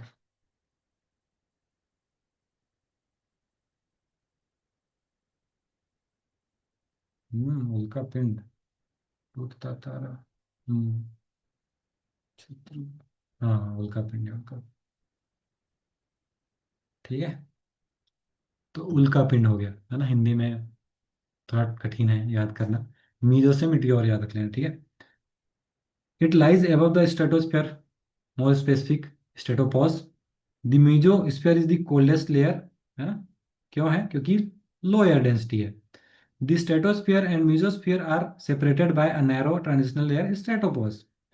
The mesosphere is identified by a strong decrease in temperature with an increase in altitude up to 80 kilometre, ठीक है। तो मीजोस्फीयर कहाँ तक है? 80 तक है। स्ट्रेटोस्फीयर कहाँ तक था? 50 तक। ट्रोपोस्फीयर कहाँ तक था? 8 से 18 तक, ठीक है। थर्मोस्फीयर आपका 1600 किलोमीटर, और ज़्यादा जाओगे तो 10,000 कह सकते हैं। इसके बाद most of the meteors and rocks are burned up in these layers before reaching the earth, है ना। तो ये चीज़ भी याद रखना। दिख रहा है, जो नासा के वेबसाइट से निकाला था मैंने, ये मिटियोर है ना, ये जो दिख रहा है ना लाइन में, ये मिटियोर है। और जो आपका ऑरोरा वगैरह दिखता है ना, ये ग्रीन लाइट पर्पल लाइट, है ना, पोलर कंट्रीज से जनरली दिखता है। यूट्यूब मतलब ये देखा होगा ट्रैवल ब्लॉगर्स का वीडियो वगैरह, है ना। जाना कभी लाइफ में टाइम मिला, मतलब मौका मिला तो मैं भी जाऊंगा देखने। तो ये ऑरोरा जो दिखता है वो कहाँ पर होता है, थर्मोस्फेयर में होता है। ठीक है। मीटियोर कहाँ होता है आपका, मेसोस्फेयर में होता है। अब जितने भी सटल वगैरह होते हैं, आपके सैटेलाइट वगैरह होते हैं, ये आपके थर्मोस्फेयर में ही होता है। ठीक है, इसके बाद है एक्सोस्फेयर। थर्मोस्फेयर, है ना। Thermosphere means, therm means temperature, 2000 degree Celsius तक जाता है इसका टेम्परेचर, 2000 डिग्री सेल्सियस। ठीक है। मीजोपॉज का कितना था, -100 डिग्री सेल्सियस। ठीक है। स्टेटोपॉज का कितना था, तो ये था, नहीं नहीं, ट्रोपोपॉज। ठीक है। ट्रोपोपॉज का कितना था, -60 डिग्री सेल्सियस। ठीक है। मीजोपॉज का -100 degree Celsius. Thermosphere is the warmest layer. The thermosphere is separated from the mesosphere by the mesopause. It is the outermost layer. Outermost layer actually exosphere होगा, है ना। exosphere ऑप्शन में नहीं होगा, तो थर्मोस्फेयर जाएगा, है ना, क्योंकि थर्मोस्फेयर का ही पार्ट है exosphere। Extending from the top of the mesosphere, and thermosphere starts just above the mesosphere or mesopause, extends up to 600 kilometre height. ये थर्मोस्फेयर की है। इसके बाद एक्सोस्फेयर आता है। एक्सोस्फेयर बहुत दूर तक जाता है, 1000, यू कैन से 10,000। ठीक है। In this layer, temperature increases with height because it is being directly heated by the sun. Aurora and satellites occur in this layer, and the thermosphere is the warmest layer। फिर से आ गया है, इसको delete करेंगे एक line. ठीक है। The thermosphere is separated from the mesosphere by the mesopause, है, इसको अगेन रिपीटेड है। The atmosphere has a tremendous influence on climate। अच्छा, ये आगे का आ गया है, इसको लास्ट में पढ़ेंगे। ठीक है। ये ट्रोपोस्फेयर का पार्ट नहीं है, सॉरी, थर्मोस्फेयर का पार्ट नहीं है। ठीक है। इसके बाद आता है आयनोस्फेयर, है ना। थर्मोस्फेयर में ही आयनोस्फेयर होता है। ठीक है। उसके बाद एक्सोस्फेयर आता है। तो आयनोस्फेयर जो है ना, जितने भी आपके गैसेस है आयंस के फॉर्म में पाए जाते हैं। ऑक्सीजन है, आयंस के फॉर्म में मॉलिक्यूल होगा। नाइट्रोजन है, तो आयंस के फॉर्म में मॉलिक्यूल होगा। ठीक है, तो इसलिए इसका नाम है आयनोस्फेयर। और इसी कारण से जो रेडियो कम्युनिकेशन है ना, वो पॉसिबल होता है। ठीक है, आयनोस्फेयर के कारण। The lower layer of thermosphere is called ionosphere. Thermosphere का लोअर पार्ट होता है ये। Long distance radio communication is made possible through this ionized layer. The ionosphere is an abundant layer of electrons and ionized atoms and molecules that stretches from 48 kilometer above the surface to the edge of the space at about 965 kilometer, overlapping into mesosphere and thermosphere। ठीक है, इसको overlap भी करता है। This dynamic region grows and sinks based on solar condition and season and all, है ना। इसको further D, E and F में डिवाइड किया है। That is not important. What wavelength solar radiation absorbed, ionosphere critical link in the chain of sun earth interaction। ये statement याद रख लेना। ionosphere is the critical link in the chain of sun earth interactions। ठीक है। तो ये पूछ सकता है कभी कि which of the following sphere is the critical link in the chain of sun and earth interaction. ठीक है, तो that is your ionosphere. Radio communication इसी लेयर के कारण पॉसिबल होता है। अब एक्सोस्फीयर जो है ना आपका, ये 10,000 किलोमीटर तक जाता है। ठीक है, 9600 आप कह सकते हो। ये आउटर मोस्ट बाउंड्री है। तो याद रखना, अगर ऑप्शन में आउटर बाउंड्री पूछता है एटमॉस्फेरिक लेयर का, और एक्सोस्फीयर नहीं है, तो थर्मोस्फेयर जाएगा। थर्मोस्फेयर और एक्सोस्फीयर दोनों है, तो एक्सोस्फीयर जाएगा, सीधी सी बात है। ठीक है। अब देखो, ये है थर्मोस्फेयर, सॉरी ट्रोपोस्फेयर, जिसमें हम है, पर्वत पहाड़ सब कुछ है ना। अब इसके दो पार्ट है, एक लोअर और एक हो गया अपर। तो लोअर में ही सारे वेदर फिनोमिना होते हैं, अपर में नहीं होते। ठीक है। जेट स्ट्रीम्स होती हैं, जेट धाराएं जिसको बोलते हैं ना, जेट स्ट्रीम्स, इसका मूवमेंट कहाँ पर होता है, अपर boundary of troposphere. But jet flies जो होती है ना, जेट जेट प्लेन्स, है ना, एरोप्लेन्स, ये कहाँ पर फ्लाई करती हैं, तो ये लोअर बाउंड्री ऑफ स्ट्रेटोस्फेयर में मूव करती हैं। आपका ओजोन लेयर भी यहीं पर है ना, ओजोन लेयर भी स्ट्रेटोस्फेयर में ही है, लोअर में। मीटियोर्स वगैरह मीजोस्फेयर में, थर्मल एनोमलीज सेटेलाइट्स वगैरह थर्मोस्फेयर में, है ना। यहाँ पर कहीं आपका आयनोस्फेयर है, तो यहाँ पर क्या होगा, रेडियो कम्युनिकेशन पॉसिबल होगा, क्योंकि आयंस के फाउंड मॉलिक्यूल्स हैं यहाँ पर। ठीक है। फिर आउटर मोस्ट बाउंड्री एक्सोस्फेयर हो गया। कुछ एग्जाम रेडी पॉइंट्स हैं, है ना, एक्स्ट्रा पॉइंट्स। ट्रोपोस्फियर जो है, देखो लैप स्लेट होता है। लैप स्लेट का मतलब है कि जैसे जैसे आप हाइट में ऊपर जाएंगे, है ना, लास्ट है, टेम्परेचर डिक्रीज होगा, है ना। तो किस रेट से डिक्रीज होगा, इसे हम लैप स्लेट कहते हैं। इसके टाइप्स हैं, आगे पढ़ेंगे इसको। तो with increase in height temperature decreases, इसे हम क्या बोलते हैं, लैप्स रेट। ये तो ये चीज पॉजिटिव हो गई, है ना। और ये चीज किस में हो रहा है, ट्रोपोस्फेयर में। ठीक है। With increase in height temperature decrease होगा, फिर लैप्स रेट हुआ पॉजिटिव लैप्स रेट। बट यही चीज अपोजिट होने लगे ना, means with increase in height temperature increases instead of decreasing, तो ये नेगेटिव लैप्स रेट हो जाएगा। तो नेगेटिव लैप्स रेट किस में पाया जाएगा, आपका स्ट्रेटोस्फेयर में पाया जाएगा। तो ये याद रखना, यूसी नेट वगैरह में पूछा जाता है। इसके बाद the troposphere contains bad ozone. अब जो ओजोन है ना, ये ब्रीदिंग वगैरह के लिए अच्छा नहीं होता है। ठीक है, प्लांट्स के लिए भी अच्छा नहीं होता है। तो इसलिए जो है, ओजोन अगर ट्रोपोस्फेयर में है तो उसे बैड ओजोन कहते हैं, जिसकी क्वांटिटी कम होती है। और गुड ओजोन मतलब अच्छे काम के लिए है ना, ओजोन स्ट्रेटोस्फेयर में है, जो यूवी रेस को ब्लॉक कर रहा है, तो अच्छे काम के लिए हो गया वहां पर, उसे गुड ओजोन बोलते हैं, है ना। ऐसे ही कॉकरोच, वो भी तो लाइफ है, उसको हम मार देते हैं, कोई दुख नहीं हुआ। वहीं एक बटरफ्लाई है, सुंदर दिखती है, उसको हमने मार दिया तो दुख होगा तुम्हें। ठीक है, जस्ट ह्यूमन थिंग्स। तो वैसे ही है, ओजोन ओजोन ही है, ट्रोपोस्फेयर में है तो बैड हो गया, क्योंकि ये हमारे लिए अच्छा नहीं है। और स्ट्रेटोस्फेयर में है तो अच्छा हो गया वो। ठीक है। नेक्स्ट है absorption of UV rays by the ozone layer makes it warmer, है ना। जो यूवी रेज मतलब स्ट्रेटोस्फेयर का जो टेम्परेचर इंक्रीज होता है ना विद इंक्रीज इन हाइट, तो यूवी रेज के एब्जॉर्प्शन के कारण जो फोटोकेमिकल रिएक्शन होता है, उसी के कारण जो है टेम्परेचर डिक्रीज इंक्रीज होता है ना। और ये चीज एग्जाम में आया है, याद रखना। नेक्स्ट है जेट स्ट्रीम्स। देखो ये चीजें बुक्स में नहीं लिखी हैं, बट ये सब मैं पढ़ाते रहता हूँ, तो ये देखो एग्जाम में आया था, है ना। ये चीज एग्जाम में आया था सेम। ऐसे कई सारी चीजें हैं जो एक्स्ट्रा में मैं पढ़ाता हूँ, एग्जाम में आ जाते हैं वो, है ना। और बहुत ज्यादा भी नहीं पढ़ाता, कुछ ही चीजें पढ़ाता हूँ। Jet streams are fast moving, है ना। जेट स्ट्रीम्स होते हैं ना, fast moving narrow air currents होती हैं, जो कि ये अपर ट्रोपोस्फेयर में पाया जाता है ना। Then commercial jets, aeroplanes, airplanes, है ना, primarily fly in the lower stratosphere. ये चीज याद रखना, क्यों, क्योंकि अगर एयर टर्बुलेंस कम होता है ना, एयर टर्बुलेंस कम होता है इस कारण से।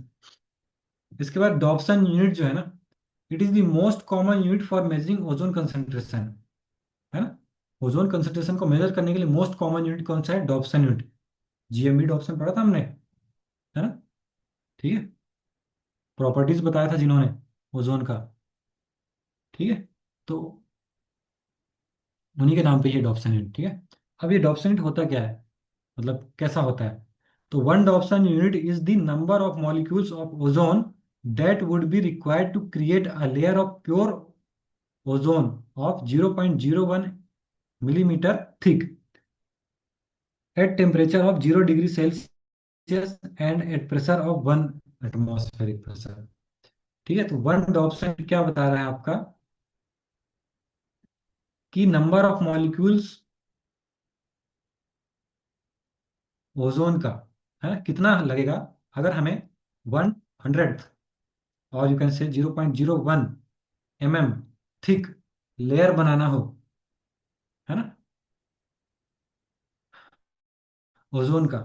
ठीक है, तो कितने मॉलिक्यूल्स लगेंगे, उसे ही हम क्या बोलते हैं, वन डॉप्सन यूनिट। ठीक है। और वन डॉप्सन यूनिट में कितने मॉलिक्यूल्स होते हैं, तो जनरली 2.69 × 10⁻16 मॉलिक्यूल्स होते हैं वन डॉप्सन यूनिट में। ठीक है। अब थिकनेस कितना है, ओजोन लेयर का तो 300 डॉप्सन यूनिट है। इट मीन्स आप कह सकते हैं 3 mm, है ना, इतना है। ठीक है, तो दैट्स ऑल फॉर टुडे। कुछ क्वेश्चन है तो पूछ सकते हो, मैं माइक ऑन कर देता हूँ सभी का। मैक्रो क्लाइमेट और माइक्रो क्लाइमेट, है ना, ये प्लांट है। बहुत अच्छे से समझाया था, फिर भी डाउट रह गया। प्लांट है, इसके नीचे जो है, प्लांट के नौपी के नीचे, देखो यार,